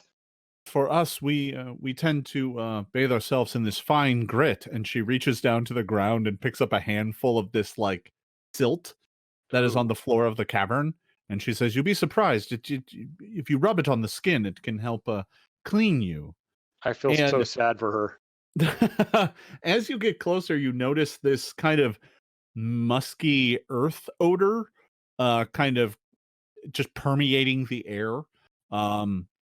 And she makes your way up to the front door. And as you get closer, something kind of becomes apparent. Although not entirely sized for deep gnomes, this place is kind of sized for deep gnomes. So what you're seeing, it's me sized. What you're seeing is the building that you're seeing here from top all the way to bottom is, 35 feet tall, 35 feet tall. Yes, it's kindergarten. And the door is just tall enough that if the tall amongst you duck, you can get through it. But it is not as big as it seemed from a distance. You were like, "Wow, that's really big," and then you realized it wasn't that far away. All right. Well, what is this voice that you mentioned that we need to talk to? She looks at you and says, "I'm honestly not quite sure who the current voice is. There was a new selection yesterday, if I recall. So we will have to find out who it is." What happened to the previous voice?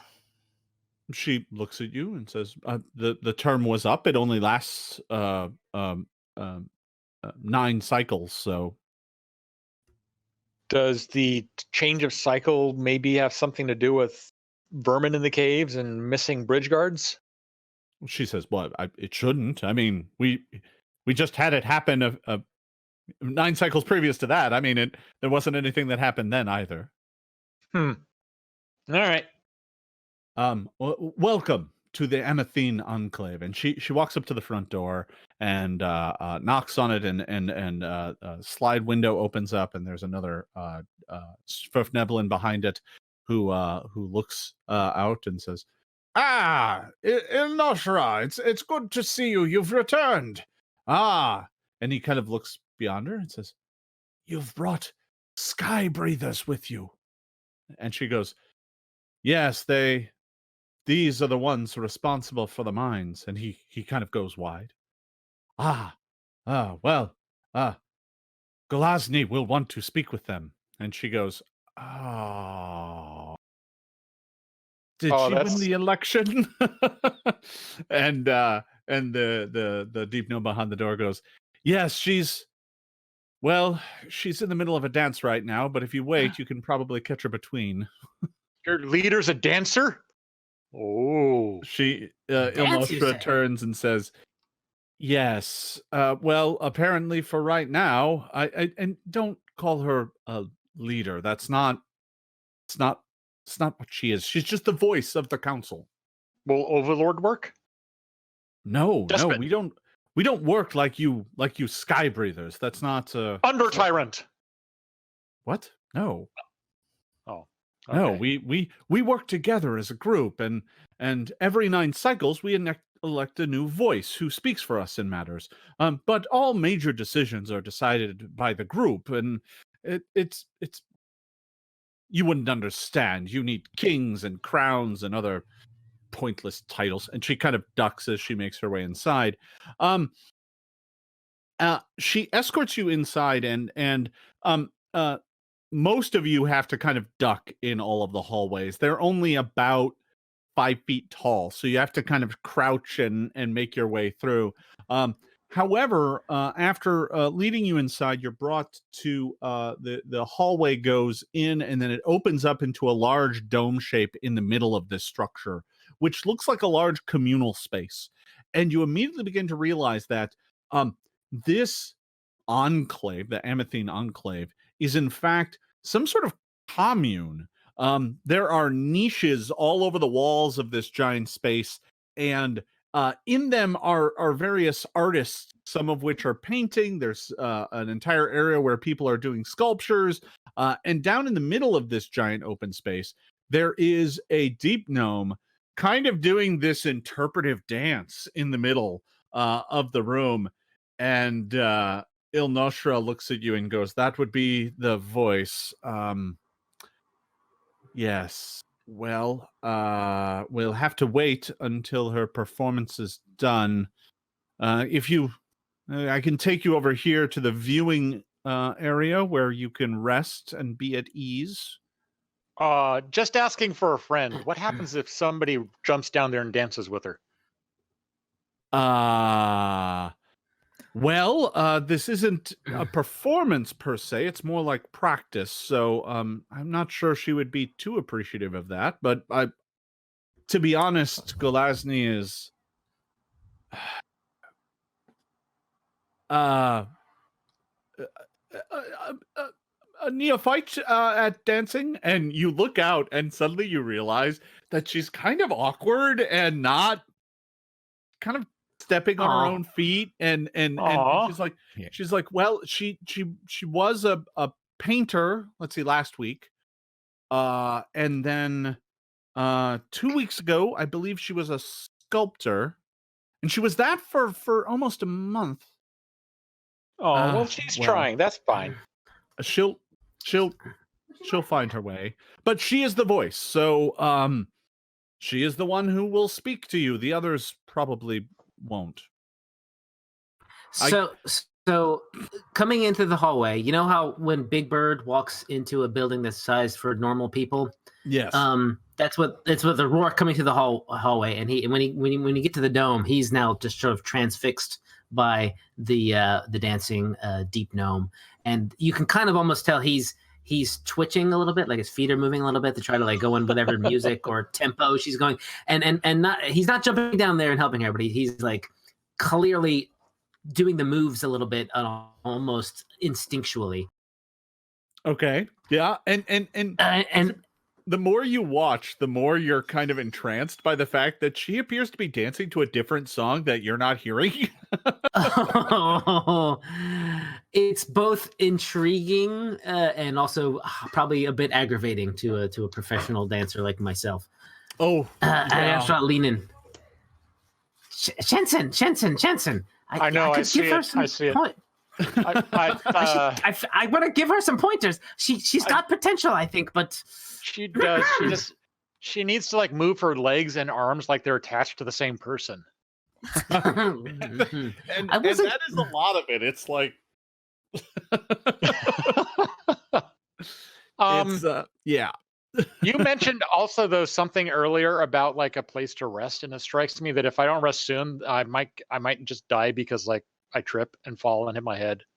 The Ilnoshra is actually, during all of this, as you have this discussion, she's escorting you to, as I said, much of this domed spaces, the walls are taken up by niches where individual artists are working. And that is, in fact, where some of the music is coming from. Over on one side, there are a handful of deep gnomes, all playing strange instruments, many of which look like they're made out of wood, or not wood, but they're made out of like stone and bits of leather and things like that. There are some stringed instruments, and they are the ones playing this tune that Golazny is dancing to. So you're not sure if she's just keeping a tune in her own head that she's trying to prepare for, or whether or not she's trying to dance to this music. It's kind of hard to say. But while this is happening, Ilnoshra is kind of taking you over to kind of a seating area where it looks like the deep gnomes might gather to watch her performance in the kind of central area. And there is one deep gnome there who is currently sitting on one of the benches watching Golazny. And this deep gnome is currently like using a small stone knife to peel off shavings of some sort of fungus that he's putting in a bowl. And Ilnoshra says, you can sit here with Bumback. Bumback. Bumback. And take your ease, and I shall fetch you some water. I'll be right back. I'm gonna sit down next to Bumback and try not to disrupt his peeling exercises. And I'm gonna get out my violin, but for the moment, I'm going to avoid playing on the violin. But it's very difficult. When you break out the violin, Bumback kind of looks at it and he's like, what is that made out of? As he's kind of continues peeling the fungus. It's made out of a oak from the Whisperwood, and the strings are well, actually, it's a violin. It's made out of it's made out of music, is what it's made out of. And if you rub it with this horse's tail wand, and I've shown him the bow, it makes all sorts of amazing sounds. He looks at you really funny, like, what? A horse? Yeah, a horse. It's like a scorpion, but with only 4 legs. And your fanciful words. It's like a unicorn, but without a horn. Oh, he's like, makes very little sense to me. I'm Bumback. I am the cook. Is that why you're getting the fungus chips ready? I'm going to steep these in the finest cave broth. Huh. It's going to make for a marvelous feast tonight. And the smell coming from this is not great. It's not marvelous smelling. No, it smells like moldy old feet. Yeah. Well, that could smell like artisan cheese if it's a specific kind of foot, right? Yeah, it could. You're right. It doesn't. So, Bumback continues to peel his fungus, and after a few moments, Ilnoshra comes back, and she has some stone bowls filled with water and she hands those out. They're on a small tray that she brings over, and there is a handful of fresh mushrooms and some sort of glazed, glistening sauce in the middle that she picks up and begins eating, and she offers the bowl around. And they actually smell kind of good. They're earthy and they're mushroomy, but yeah, they smell kind of good. I'll eat some. Sure. Yeah, sure. I'll We've been eating pumpkins. This is probably a feast. Yeah, that's true. I'm tired of these pumpkin rations. Sure, I'll eat. Basically, All right, so they you- come with drinking my mineral water. She as you know, the group of you pop these into your mouth there, the glistening kind of liquid is kind of Greasy. greasy. No, greasy is the wrong word. It's got some Clingy. It's got some texture to it. It's kind of slimy. And but it tastes kind of good. It's a little spicy. And you know, so you the mushrooms are nice and earthy, and they're at least fresh, unlike the ones you ate earlier. And as you finish them up, she's like, the toad slime on these is quite a bit better than it was last week. Oh, you didn't know Lord. this? I look over at Lauren. You didn't know this was toad slime? You didn't recognize it? She's like, she's like, wow. Fortitude safe. I give him a look, Lauren. We're guests here. I reply with a vomit. Oh my goodness. Oh, And as you're trying to choke that down, you noticed Galazny has finished her dance, and Ilnoshra is holding up her hand to get her attention. And the dancing deep gnome kind of picks up a towel from the edge of the kind of performance area, and is patting herself off. You can see the sweat glistening from her. She's wearing these kind of gray veils, and she makes her way over to the group of you, and she's like, Ilnoshra, sweet cave child, how are you this fine day? And she kind of stares off at the ceiling. And Ilnoshra is like, these are the surface dwellers, those who are responsible for the mine. And Galazny looks at all of you and goes, oh yes, that. Oh yeah, that has caused us some concern. Yeah, Well, we're here to fix it. that's right. She's like, I'm sure it'll all be fine in time. We should all just relax, take it easy. I'm sure it'll all blow over. I'm Oh, yeah. going to try to, like, as she's talking, I'm starting to get my paranoia sense kicks in. Is she like got some sort of, is she just naturally sort of like a flighty character? Or does she look like she's been entranced by some nefarious malevolent influence? Because they're all over the place down here. It's hard to say. She's very, very mellow. She's just kind of like, oh, I all might just right. go ahead and roll a perception check. Sure, yeah. That's it. Well, at least we get the I am ones out very the way focused now. By the soup. Oh, that's It a was good not idea. pumpkin, and so I'm very focused on the And then there's a nat 20. You're not getting any sense that she's being controlled. She doesn't have that like kind of zoned out, like, what do you want to hear? But she's definitely, if you didn't know any better, you would guess that she's drunk. Oh, all right. Now you're talking my language.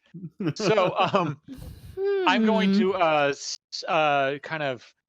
Well, first of all, your dancing looked very passionate. It's She's you like, gotta, did you like it? I've been it working on it.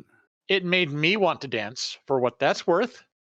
And it made my friend here want to dance. So maybe we should have like, anyway, that's neither here nor there. You know that there's like giant scorpions out in the cave surrounding your little enclave here, right? Has She's something like, happened? Were they dancing? Are we talking about dancing? Oh, no. I looked where a deep gnome fell out, and I was like, is there anyone else we can talk to? Il Nostra looks at you just totally deadpan and says, she is the voice. She is the Who- voice I of ask it- absolutely I- no reason. I Go ahead. lower my voice so I can just whisper. Who was the last voice? She points at Bumback. Hey, Bumback! I got a question. I just got to sidle up to him real quick. So, Bumback, you were the previous voice, correct? He's like, oh, yes, it's very, very serious times. That's when the mine, whew. He kind of shudders.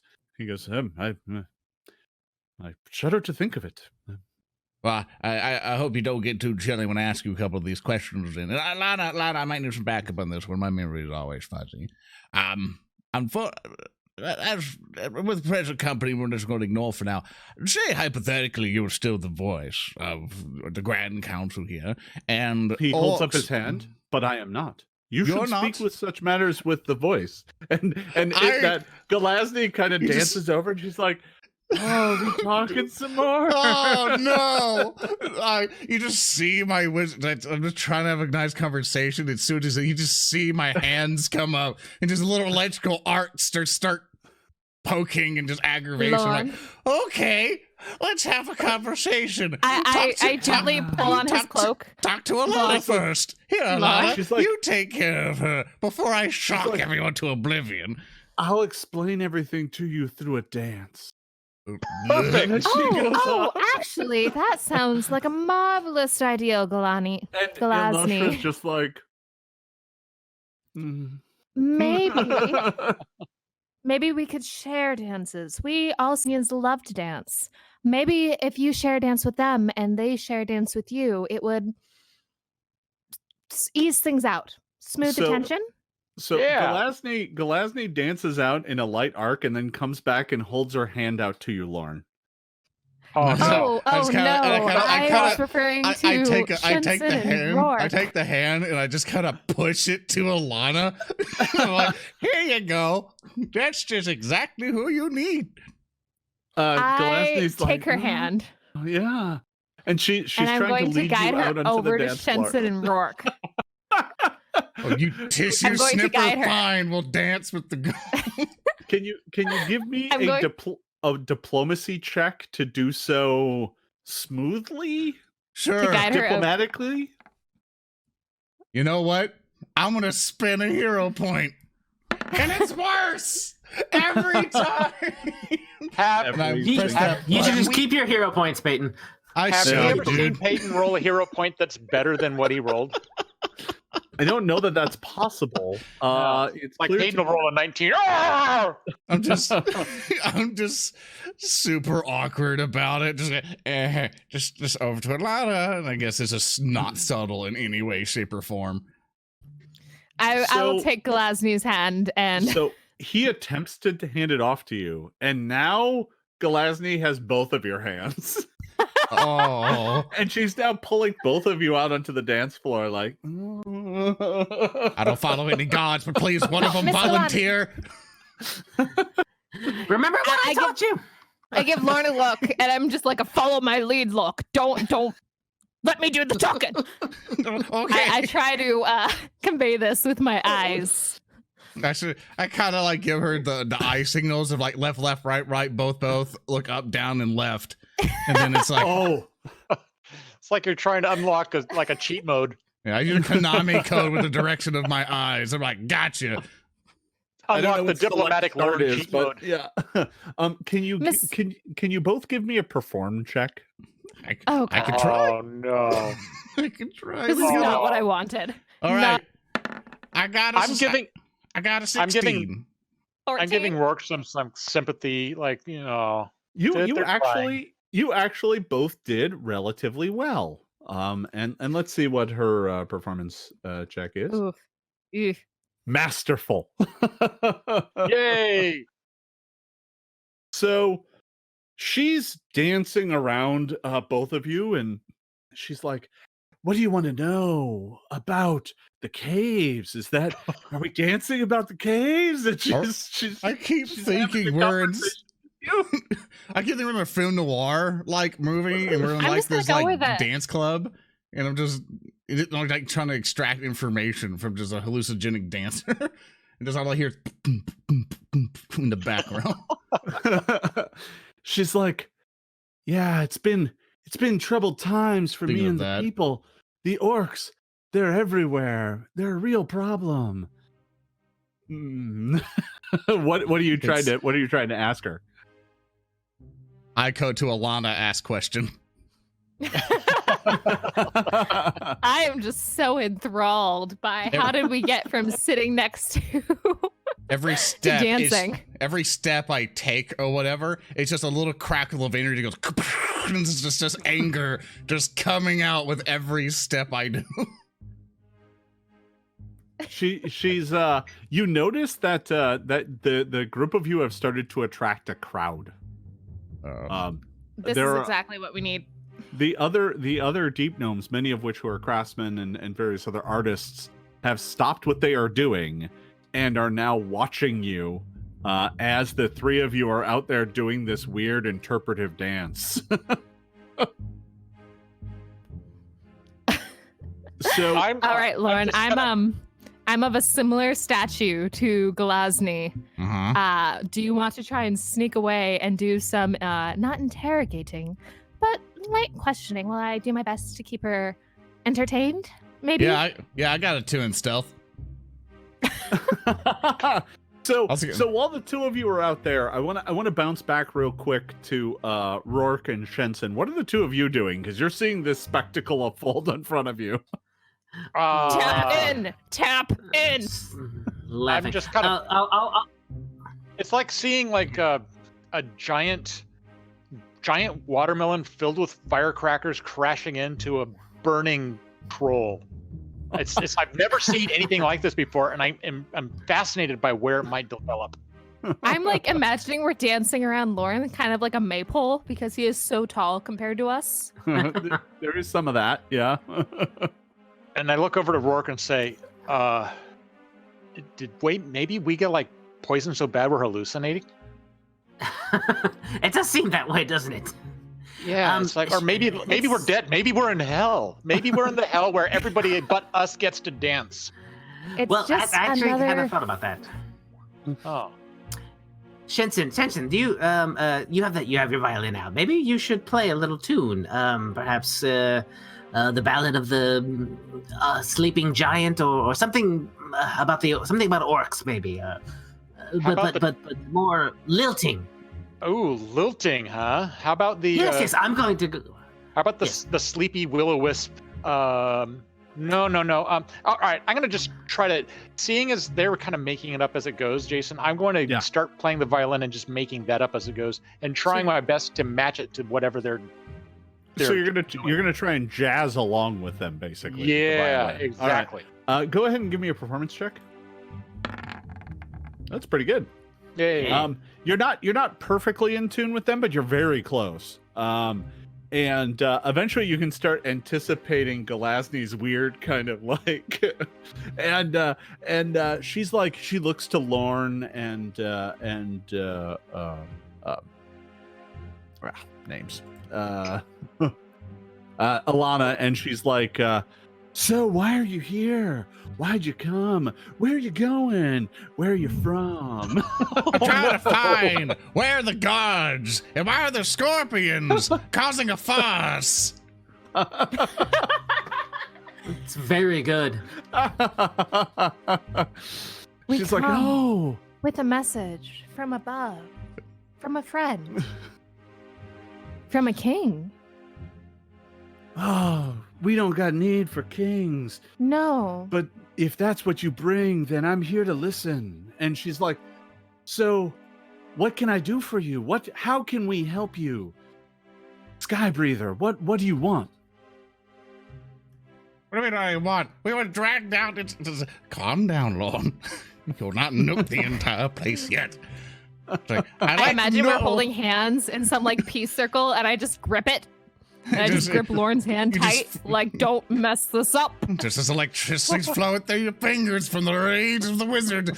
So it's like, I would like to know why we have been called to attend to a problem that we've apparently have caused. She's like, this was going to happen eventually, one way or the other, my tall friend. These orcs have always wanted those mines, and it was only the dead that kept them away. But now that you're here, we have new friends, and that's good. Having new friends is good. So what you're telling me, we're no longer needed. She's like, well, the orcs aren't coming after us. Not since our caves to them have been taken, so it's fine. It's all fine. The caves have been taken. Well, what happened to all your gods, though? Do you know that?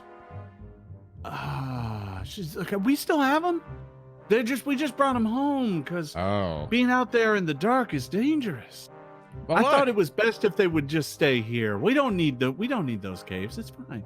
Well, as much as I am in favor of stay-at-home policies, we gotta go and make some friends, you know? You can't make friends without sending out the gods to bridge those gaps. You know, you have to create relationships. They can't be friends with you, bro, if you're not coming out and making friends out there. She kind of has winded up a lot of her dancing, and now she's just kind of like softly walking around the two of you, and she's like, well, I don't know who you're going to talk to. Those orcs, they don't want to talk to. They certainly ain't going to want to talk to you. They don't talk to us. They're not. They don't have a calm. They're not here for that. Well, you're the perfect person to convince them some calm. We're going to go Kobol Town, and I believe you could come with us or have someone as a representative of your voice, as Voice 2.0, to negotiate, of them getting out of those mines or getting out of your lands and getting your lands back. Try to find a resolution that helps keep your groove going as it's going so they don't arrive and ruin the party, because they're going to come and ruin the party, She says, I hear what you're saying, and it's really fair, but where you need to go is the Great Stair. Oh, not rhyming again. Okay. But I'm telling you this, you ain't going to get too far, because all those caves were taken by the Durgar. She kind of dances. I'm gonna punctuate that mention with like a sting from the violin to make it sound ominous. She's like, yeah. Oh, also, yeah, whenever Peyton talks, I'm changing the sound of the violin to be sort of like doop doop doop doop doop doop, kind of grumpy. Right. She's so just saying. Go ahead.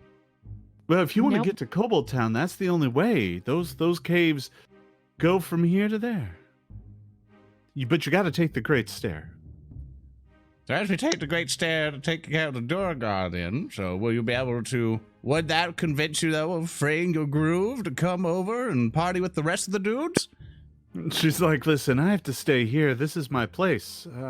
I'm the voice, and What about I a voice have of to the be voice?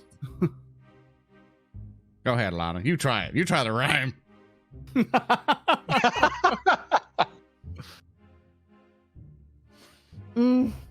I'm All right. dizzy. No. Okay. I kind of I'm direct the dizzy and I'm dance. confused and I'm trying to keep up with what she's saying. I direct the dance over the Shensen and Roark, and I kind of come to Roark and like, hey, you know how to rhyme? I'm running out. I'm not good at this. You're doing fine. Real good. Yeah. So she's wound up the dance, and she kind of leads the two of you back up over to the seating area, and she's like, "Yeah, that's a real bummer that you need to go to Kobol Town right now. I don't know how you're gonna get there. I mean, not with all of the what do they call it? Hot tubs? I heard there were hot springs down in Kobol Town. Yeah, I think they sent us a letter and they called it. What they call it? Enhanced security. That's it. I don't know what that means. That sounds real lame. Who sent it to you? Oh, the Durgar. That's. I also yeah. have. So you don't have trees down here. What'd they make that letter out of on like a piece of like fungus pulp parchment? She's like, I'm assuming. I think it's probably vellum. That's what most Ooh. people use down here. Huh. Fancy. I don't know. I don't work in that. I used to work in rock and mud. Would you like to see one of my sculptures? I absolutely would. Ow. Please, I would love to see them. Do you do lizards? She kind of dances off to go find one of her sculptures. Oh yeah. I'm I leaving fall you to for my a moment. knees. I fall to my knees, Il- and each fist that comes out is a spark of electricity, just going, just don't murder them now. Just wait. I pat him on the arm, and you did very well, Lauren. Very well. Just We'll make a seething with diplomat out anger. of you. Il Noshra is standing up there. Not standing. She's sitting on one of the back benches, just kind of like looking kind of coquettish at all of you, just like. Well, that's the voice. That's yeah. not as bad as I thought it was gonna be. At least he's not evil. Yeah. Yeah. No, But we're she's- just going to retreat in the face of the Durgar, apparently, and she just shakes her head. Well, if the Durgar Tell us more about the Durgar. Yeah. We can handle She- Durgar. We handled Yeah. scorpions and bats, right? Il Noshra kind of looks at all of you and says, "Well, they've an enclave not far from here, but they mostly keep to themselves. We've had Until skirmishes now? with them in the past. Hmm. Those of us on the walk oftentimes are assigned to keeping an eye on the caves that lead to their domain. However, the thing that is most troubling," she says, is that if they have taken the cave system that leads to the stair, then we are cut off. Cut off from Kobol Town. Yes. And Taken.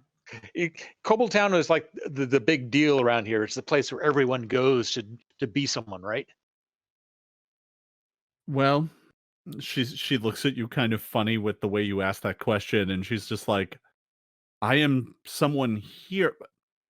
It is the place where we go to trade and talk to the others. Okay, so it's like the center. It's like I got it. So if we then open up this route, the cave to the stair, and then the stair leads down there, and then we can go to Kobol Town through the stair, and then we will secure the route and afford peace with the kobolds and with the Durgar and with the orcs. Wouldn't that be glorious? I mean, that would pay back the fact that we caused you some sort of like orc related mind troubles, right? She's It would be a great story. That's the whole point. it would help. But as I said on the surface, if you want to treat with the orcs, you will have to go to Kobol Town. Well, yeah, that's true. That's true. That is where all of us have emissaries, where we can treat with one another on neutral ground. Do the Durgar have emissaries at Kobol Town? Yes, they Do- have quite the emissary in Kobol Town. Oh, what does that mean? Are they like a? Now my imagination's running wild. For them, everything has a place, and every place has its own form. Huh. I'm not She sure what that means. Says, staring off into the distance. Ugh. So we could also use a chance to like catch our breath and rest and recover and get cleaned up again and again and again and again and again, so that we could go deal with these Durgar in the cave to the stairs. Yes, I agree. I think the plan, everyone, is that we rest up for the night, and gather our strength. If you can perhaps point us to a place of shelter, so we may rest, because the scorpion poisons I'm sure have caused a thing, and then we'll maybe scout around and deal with the Durgar problem ourselves, and then start heading to Kobol Town. Does that seem agreeable, party? Il Noshra looks at you and says, if you wish, you may request to stay here from Galazni. Only she can grant it to you, and only for one night. Your Excellent. kind are not permitted here longer than that. Excellent. Ilana, I vote for you to ask. I suppose. Yeah, you're like the same height. It's the same deal. You're like the same. We're of similar stature. I'll pull my hood up. Maybe she'll be so focused on the ceiling she won't even notice. A few moments go by, and Ilnostra comes back with some sort of tray or platter or something with a like a tarp over it, and she comes up and says, "Behold, what you sky breathers call a bird." And she pulls it back, and there's a thing underneath that. But it looks more like a bat that someone put feathers on. Oh, Roark, it looks just like you. Bird. Oh. And she kind of looks at you and goes, "You're the same." It looks nothing. She hands it to you. "I want you to have it." Oh, thank you so much. You got a lucky bird. It's made of stone. It has a bulk of 4. Okay. Heavy. It weighs like 60 pounds. Huh. And it's really, I mean, it literally is shaped like a bat, has bat-like wings, bat body, bat head, but has feathers carved poorly on it and some sort of beak thing, which looks more like 2 stalactites on its face. Okay, Roark, you have to keep that until Lauren is powerful enough to cast Stone to Flesh on that thing and see what happens. Oh no. Yeah.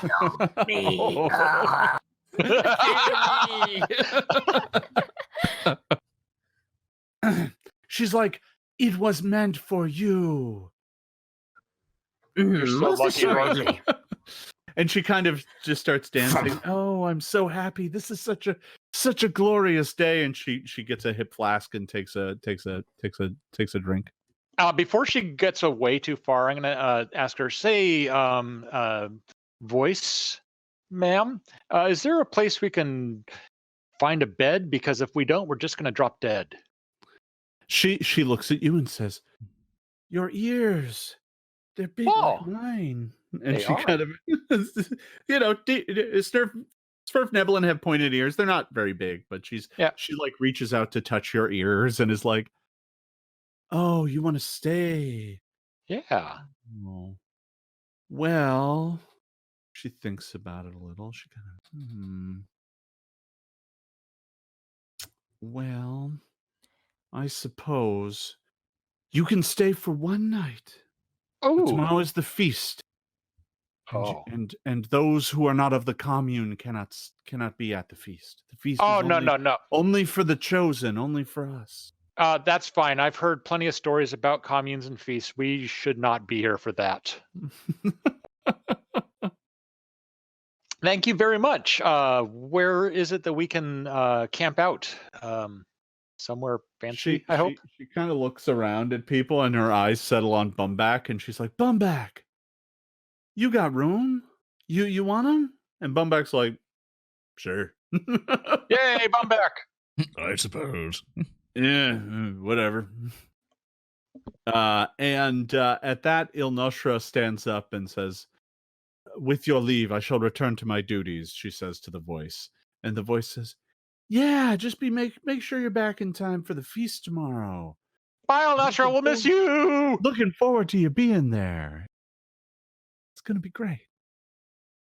And with that, Ilnostra takes her leave of you. She looks to the group of you, nods, and makes her way further up into the complex to probably where her own quarters are. And Bumback takes the group of you, and he's like, "Well, I got to start doing my early cooking for tomorrow's feast. So if you'll come with me, we're going down to the kitchens." All right. So the group of you are led down to Bumback's kind of quarters, his abode, and he's kind of deep down in this place where there's some like coal ovens that they have down here, or some like yeah, they're burning something. Might be fungus. And he's down there and he's prepping the food, but it's kind of an apartment that happens to also be the kitchen. Huh. And he's like, you can rest over there. I just gotta cook. I got a lot of food to make. It's what I do. It's my art. Food is my passion. I will immediately head over to wherever it is he pointed and get the best place to rest and just fall asleep. Yeah, sure. I find the pantry closet and sleep in there. Just immediately like, all right, good night, everyone, and just close the door and just go to sleep. Yeah. You make your way back to the living space, and back in there is about you lay down in the place and you're looking up at the ceiling. And there are pallets here that you can lay on, and they're like made of like dried foamy mushroom, so they're kind of soft. They could be worse. And but it's a place to lay your head. And Shensen, you lay down and look up at the ceiling, and crawling across the ceiling is about a 2-foot long centipede. That crawls out of the alcove and into the kitchen. I grow very. I whisper to the centipede. I don't think it can understand me, but don't go in there. They're preparing a feast. The centipede crawls up the side of the oven, right up to where Bumback is cooking, and kind of looks at him with its 2 antennae, kind of tickling his eyebrows, and he's like, bah, bah. And you see Bumback reach down into his pouch and get out some tiny little nugget of something and feed it to the centipede. Aw. I am morbidly fascinated by all of this. I think Billy Lauren didn't say it. He would have electric arced to death. It was like, centipede. So cute. Well, all of you kind of get a chance to see it, but not until it's over near Bumback being fed. I'm going to try to run interference and be between Lauren and the centipede, because I kind of like the centipede. I don't want him to get unusually. Yeah. You keep that thing away from me, Shensen, and we will I'm gonna- have no problem. I'm going to walk right up next to Mr. Bumback and hold out one of my little mushrooms that I... One more time. You said mushrooms lost you right in the procured, middle and then of you that, lost. Yeah. I'm going to walk up to Mr. Bumback and I'm going to hold out to one of my little mushrooms that I procured. To the centipede? Yes. All right. It kind of you see its antenna kind of sniff at you, like sniff. Do they sniff? I don't know. I don't know how centipedes work. And its antenna kind of feel toward you, and then it kind of lurches forward with lightning speed, snatches the little bit of dried mushroom, and just kind of, you can see all of its weird, gross mouth parts. Yay! I'm delighted. This is the first non-aggressive animal we've come across. It's like a breath of fresh air. Yes, And, it is darling. And he's like, don't mind legs. Why'd you call them legs? Legs. This is legs. Yeah, I think me and Legs are going to get along just fine. I hold my hand up to him for it to crawl on my hand. His antenna touch your palm, but then he kind of backs off and crawls up the oven up towards the ceiling. He's like, he's a bit shy. He'll get used to you. Just don't let him get in your food. I don't need him getting fat. Tell me, Mr. Bumback, how long? I'm obviously a sky breather, and I haven't done much traveling below ground. How long is your 9 cycles? He's like, well, you'll go to sleep, and then you'll wake up on the next cycle. Oh, and so there's 9 of them, and then you have a new voice. Yeah, happens all the time. Yeah. And he's kind of adding, he's currently in the process of grinding up a bunch of bugs and then dumping the dried powder into this giant kettle. I'm eyeballing this and trying to not show any emotion or betray how I truly feel about this. Don't make direct eye contact. He's like, yep, Yeah. So, Glasny, will be a voice for another 8 cycles. So, yeah. How does one become the voice if I can invade and ask too many questions? The council chooses every 9 days. Everybody gets a vote. It's only fair that way. That way everybody can have a say in how we're governed and how we make decisions. I mean, the voice doesn't get to make decisions, but they serve as a tiebreaker in case we can't agree. And but Very diplomatic. well, I wouldn't say that. I mean, we share everything, and it's how we all get along. Well, it sounds like a good lifestyle. But unfortunately, we do have to leave in the morning, so I will leave you to your work. And then I go and make my way over and find a comfortable spot to sleep for the night. All right. Well, unless anybody has anything else they want to do. I want to find a place to hide this statue so I don't have to carry it around. 'Cause it's very heavy. And I want to leave it here, basically, when we go. It's a treasure. Worth a copper to pay someone to take it. So are you trying to hide it in Bumback's quarters, or Yeah. Why not? All right. You can. If there's some place to hide it, yeah. I mean, I'll just tuck it in the corner. There's so this, because this entire thing is carved out of the inside of a stalagmite. Everything in here, most of the natural structures are made of stone. So there are bins and whatnot off to one side, but they're literally carved out of the stone.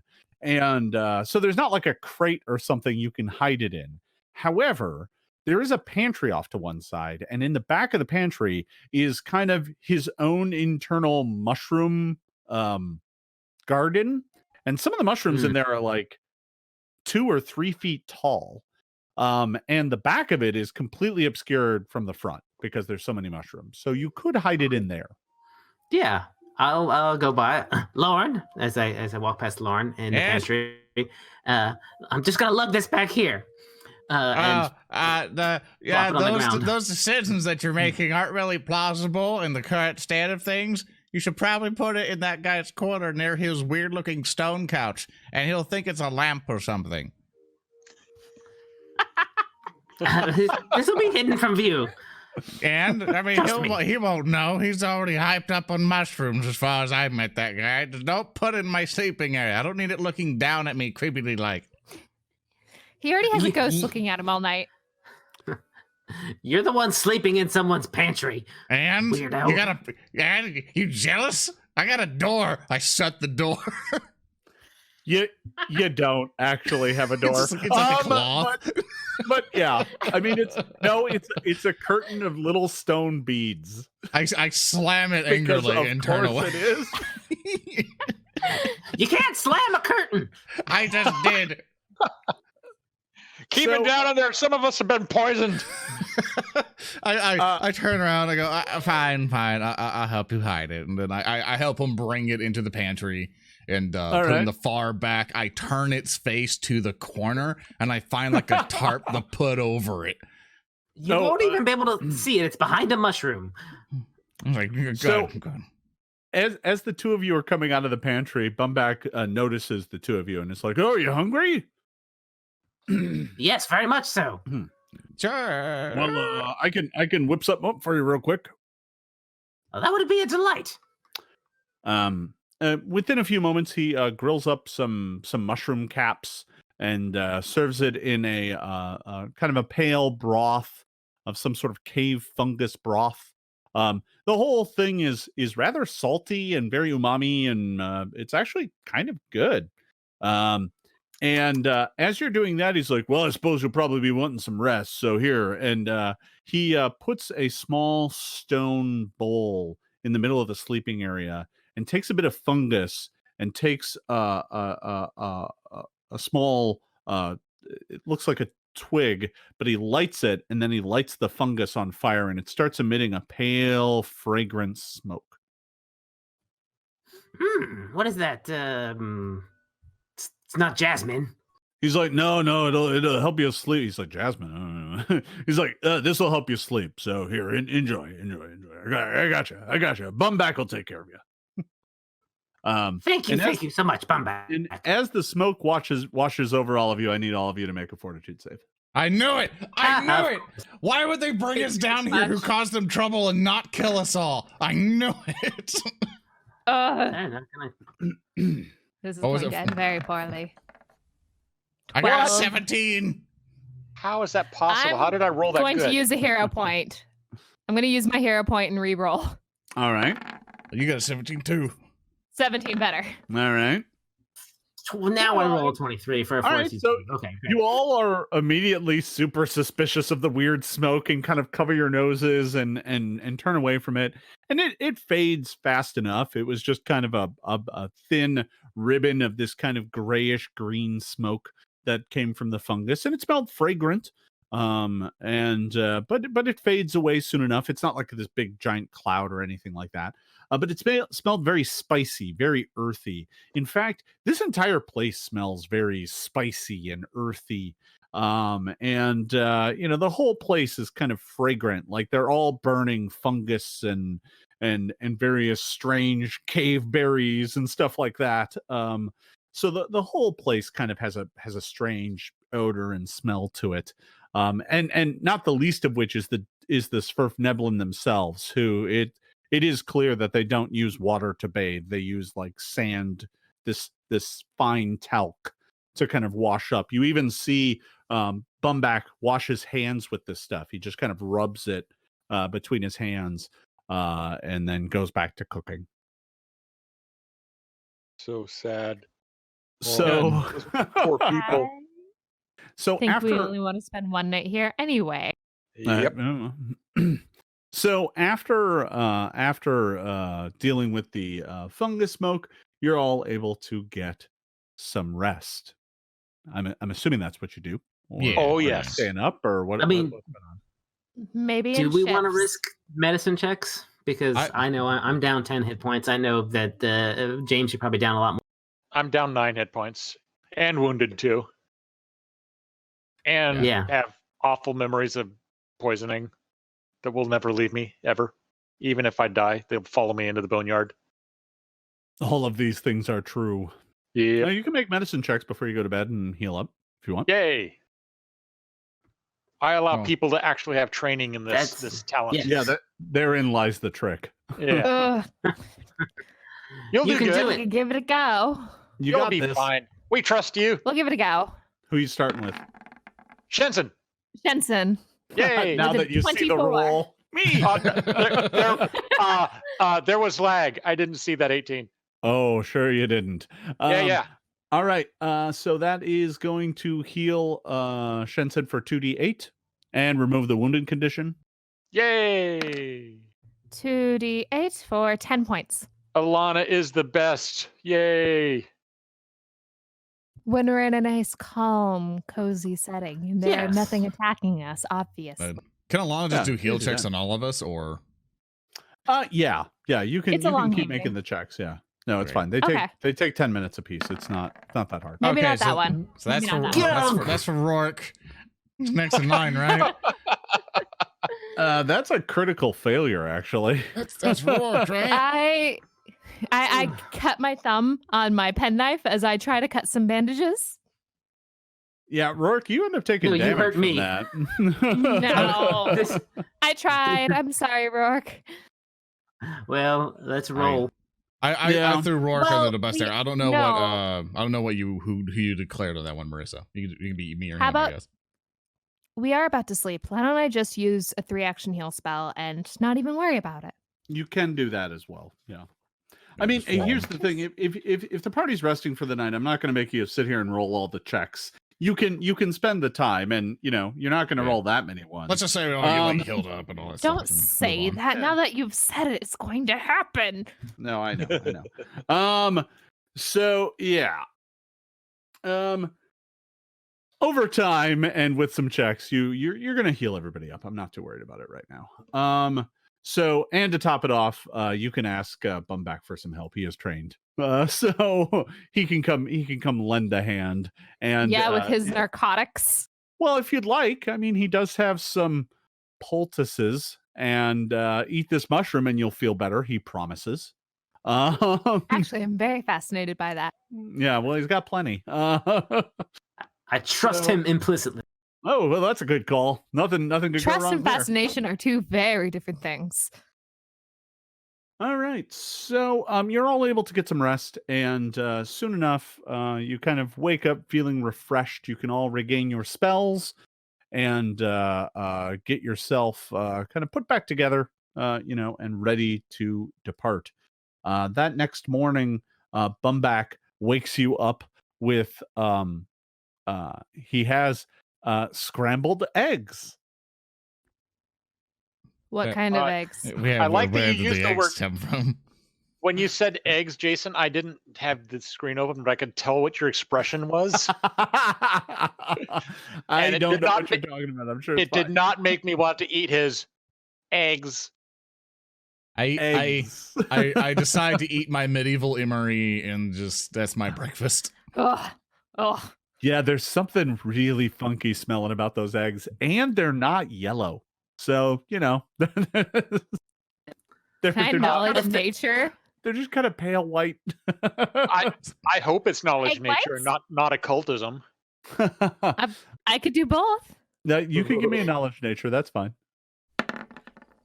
Does my morning 15 figure out whose eggs these used to be? Well, the first thing you notice is that there are no chickens around here anywhere. But No, I I'll didn't tell you think what there so. are. There are a lot of insects, and insects also have eggs.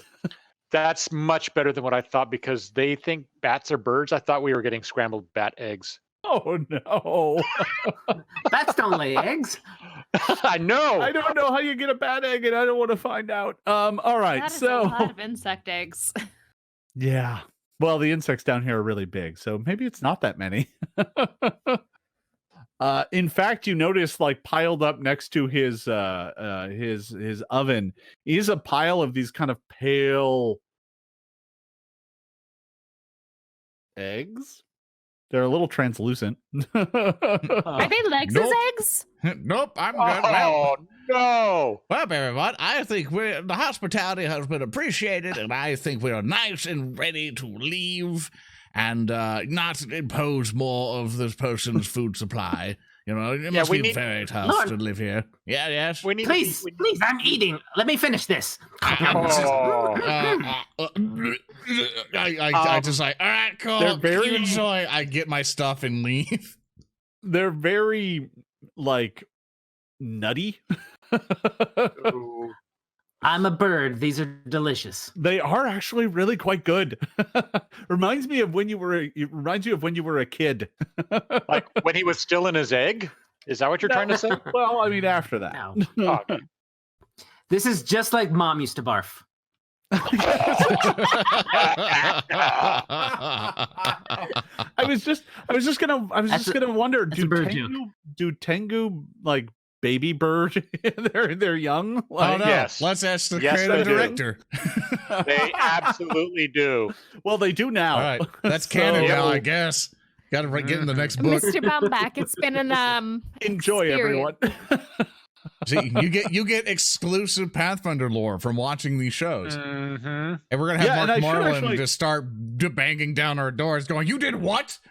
So I should note that we didn't actually make this readily apparent in the startup of this show, but folks in this stream are using content from the final version of the APG. So we do have a Tengu, the ancestry that comes from the Advanced Player's Guide, and we have a Swashbuckler, which also comes from the Advanced Player's Guide. Oh, So- Jason.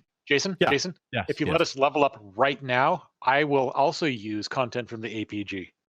I'm not doing that. So let's. Although you are getting actually very, very, very close. So let's keep rolling and see where we Yay, I end need up. my ancestor. Also- I need my archetype. and quick thing, Yeah. Mark Marlin said it's not canon, so he got mad at us. Aww. He was using his old time before hired handle though, so it doesn't matter. His, Oh, well, his handle is in canon. Ooh.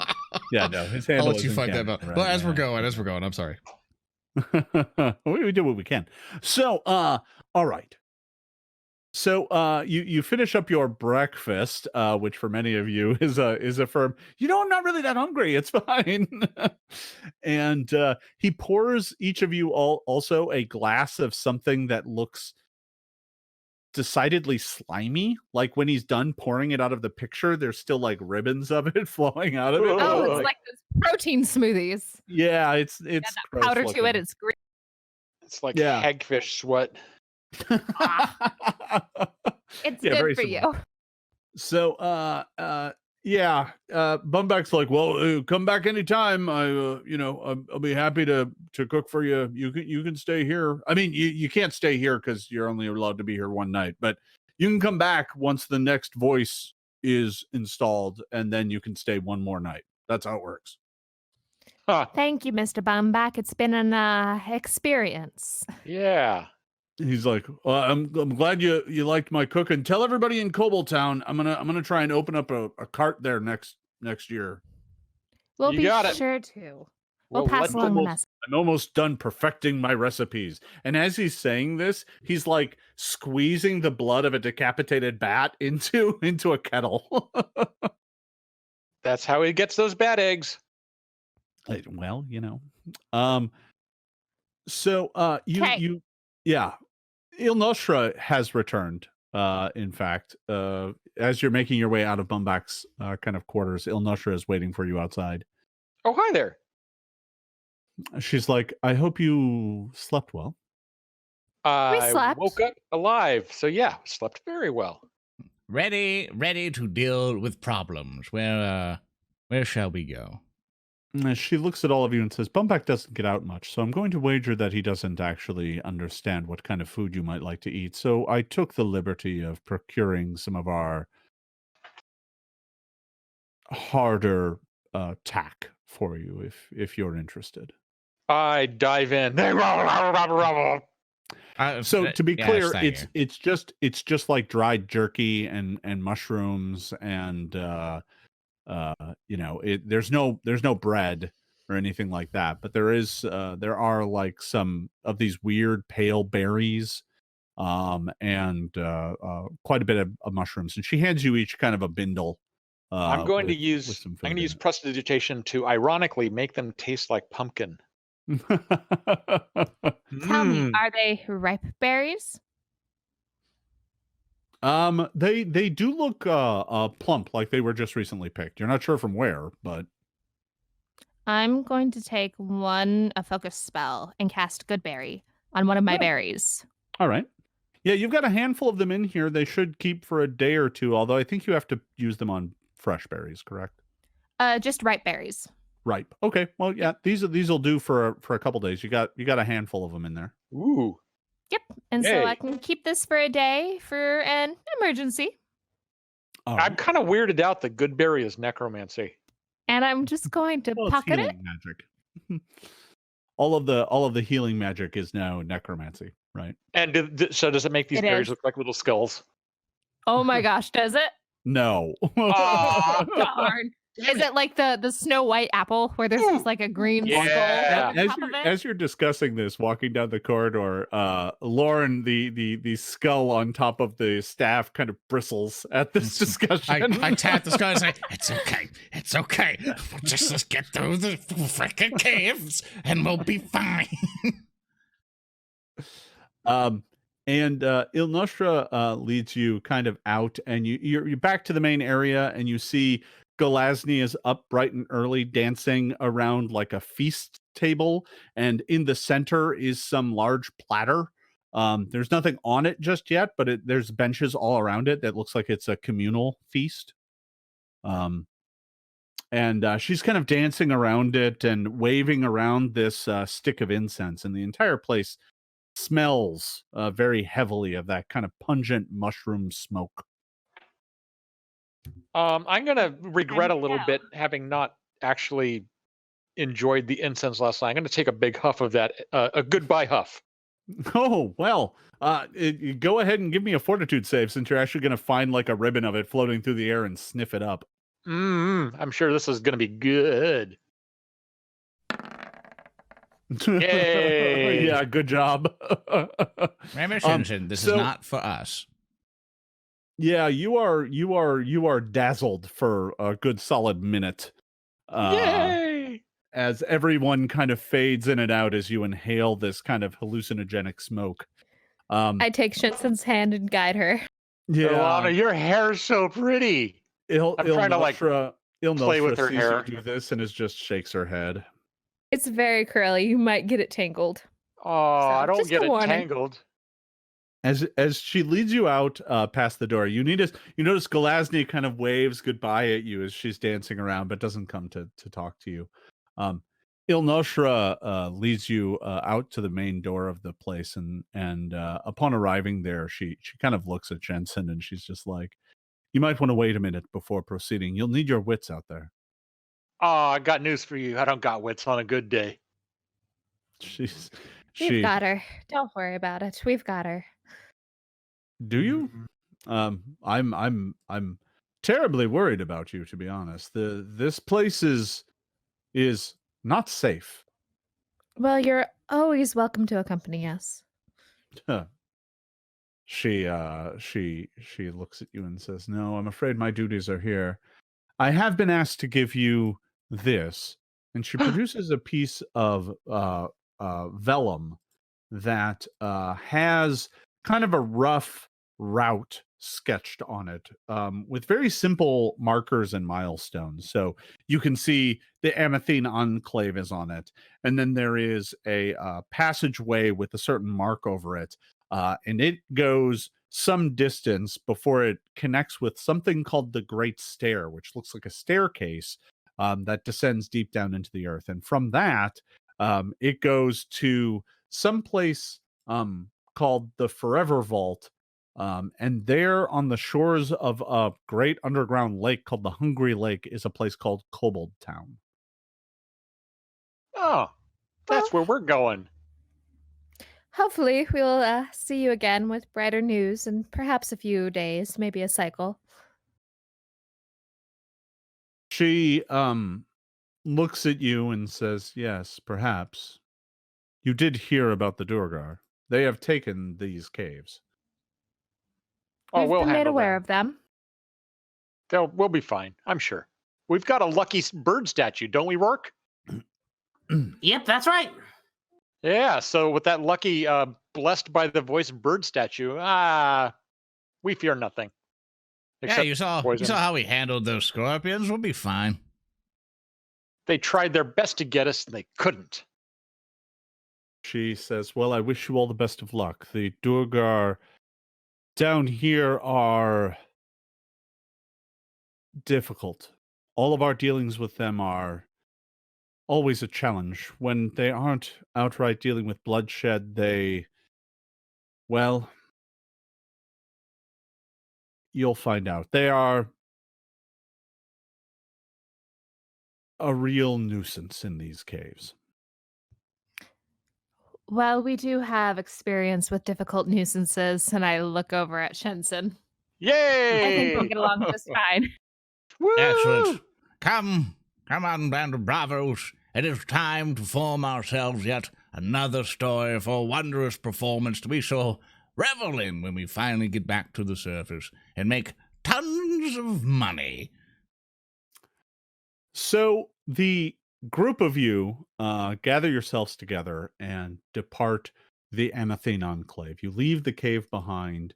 Following the map, you are now taking your first steps on toward Kobol Town. This kind of now almost to you legendary place where the various peoples that live in this dark underworld realm all gather together in kind of neutral ground to negotiate and talk with one another. The journey from here going further underground is through a relatively well-traveled cave. This cave that you are heading down now looks very well traveled. It looks like the deep gnomes have used this for a long time. They have smoothed it out in most places.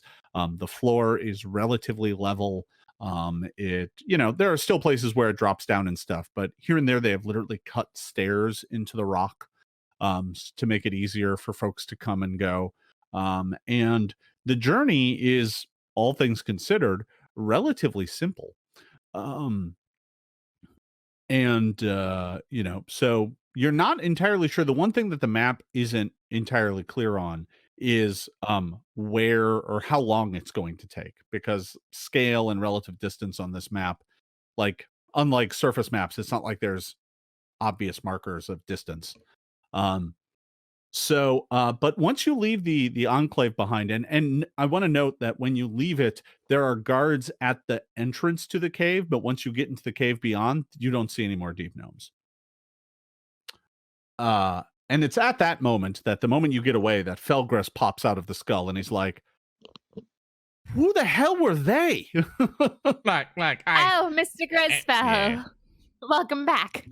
Oh, I can't even tell you. It took all of my effort not to pop out and be like, "What is your deal?" I can relate. I almost electrical arc the entire population of that place.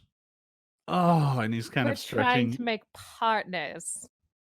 He's That's like, a- "Wow, they are really something." So where are you we tell- going? Kobol Town. Deeper Yeah, I into the wasn't. map. I wasn't listening the whole time. So sorry. We are. What can you tell us about Dogger? Go ahead. What can I tell you about what? The Dogger? Durgar? He's like, "Oh, I Duragar. don't know much about them. They are related to dwarves, aren't they? I think. I don't really know. They weren't my area of expertise." Unfortunately, I've done a lot of traveling above ground, but we are well beyond my area of expertise as well. Can I do a society check to see if I can recall any knowledge of what a Durgar is, so I can relay Sure. it to Ilana? Yeah. As I click, come on, there you go. That is a 16. So your memory about the Durgar is a little patchy. You have heard that they are in some ways related to dwarves, that they are dwarves who live deeper underground than their surface dwelling kin. You also have some vague knowledge that they something about them worshiping some vile deity that you don't really know much about. It takes a minute for you to remember the name, and the name that finally comes to your lips is Droskar. Droskar. But you don't know much about Droskar, but you recall that that's who they venerate. I relay this information to Ilana so she gets an idea. It's like the dwarves who've lived further underground than various other dwarves. They follow a god and things happened with it. I can't quite remember from the studies. It went part. It's not what the count taught me back in the day. So unfortunately, that's all that I know. We never ventured down deep in here. Only a couple caves. So, Unfortunately, we're much deeper than my travels have taken me before, so I'm not much help either. when you mentioned the word Droskar, does anyone have religion? I do. Oh, both of you can make a check. Yeah, I have 1 in religion. I shall try, and I did terrible. I know nothing. Yeah, I got a 12, Ilana got a 7, and Shensen got a 16. Shensen, you remember one little thing about Droskar, not much. It's a kind of obscure deity, not super obscure, but obscure enough that you don't know too much about it. And you remember hearing something about Droskar being the god of toil and just endless labor. Yeah, that was from the before time. I remember about him, and worshippers of Droskar, they are a kind of dour, unhappy, bitter lot, and all they really want to do is just work. But the idea of actually ever finishing anything that they're working on kind of freaks them out. So they kind of on purpose make mistakes so they can keep working. So the toil just goes on forever and forever and forever and ever and ever and ever. They're not very pleasant. Hopefully we don't run into any of them down here. But so I want to ask, who's in the lead as you make your way through these caves? Roark, he's got the lucky bird. Yeah, but I'm Yeah. behind her with the stick with the light that's casted on it. I'll be in the lead, taking up my shield raised. And I'll be walking behind Defensive Lorne so I can talk position. to Mr. Grisfell. All right. So you're making your way through these cavern systems, and it's been a few hours now since you've seen anyone. And Roark, the lucky bird, is in the lead. And you're making your way through these caves, and you find yourselves. The passageway opens up into a bit of a cavern, and up ahead, in the darkness. Um, Rourke, you think you spot a little bit of movement from the shadows, um, but just as soon as you see it, darting out of the darkness is almost like at first you're like, is that like a line of webbing or something? But you're not quite sure. There's this thin little line that comes. You hear this kind of, and this little line comes firing out of the darkness. And it is going to strike you dead in the middle of the chest. As a matter of fact, I think that's even a critical hit. Not that it Ooh. matters. Not if I really. have my shield raised. That all right, Yes, fair enough. I have a 19 with a shield. But it does hit you right in the middle of the chest, and as it does, it Definitely. like sploots out, and like all of a sudden it's held tight, and you can feel something pulling you forward into the cavern, and that is where we are going to call it for today. I want to thank What? you all for watching, and we are going to pick this up next Friday, starting at 2. But before we go, I'm going to toss it back around the horn and let everybody tell the folks where they can find you on the social medias or at Paizo. We'll start with you, James. Hey, I'm James Jacobs. I'm the creative director for Pathfinder, play Shensen, and you can find me lurking around on the message boards. That's the best place to get a hold of me, and I'm eager to find out how many of these sessions Jason can end on cliffhangers with Roark being like tangled in rope. It's what I do. Alana. Hey guys, I'm Maryssa Marie. I am Paizo's web content manager. You can find me on all the social media at Maryssa Marie, MarySsaMari. Roark. Hi, I'm Jason Keeley. I'm a Starfinder developer, and you can find me on Twitter at Herzweston, HerzWesten, and I will probably get knocked unconscious once more with a critical hit next week. Indeed, Lauren. And I am Peyton Smith. I'm the social media producer for Paizo in the Twitch Meister. I have been playing on Bonds, and it's been an absolute pleasure to have you all here with us. You can find me on social medias, everything at Zoran the Bear, ZORANTHEBEAR. And thank you so much for this adventure, Jason, and making all these maps and everything. It's been wonderful so far. Thank you very much. And I am your host and game master. I'm Jason Bulmahn. You can find me on all the social media, Twitch, Twitter, Facebook, Instagram, YouTube, all of those / Jason Bulmahn, JASONBULMAHN. Thank you for watching, everybody. I hope to see you next week at 2 for another exciting adventure with the Band of Bravos. We will see you next time. Bye-bye. Bye. Bye-bye. Bye now.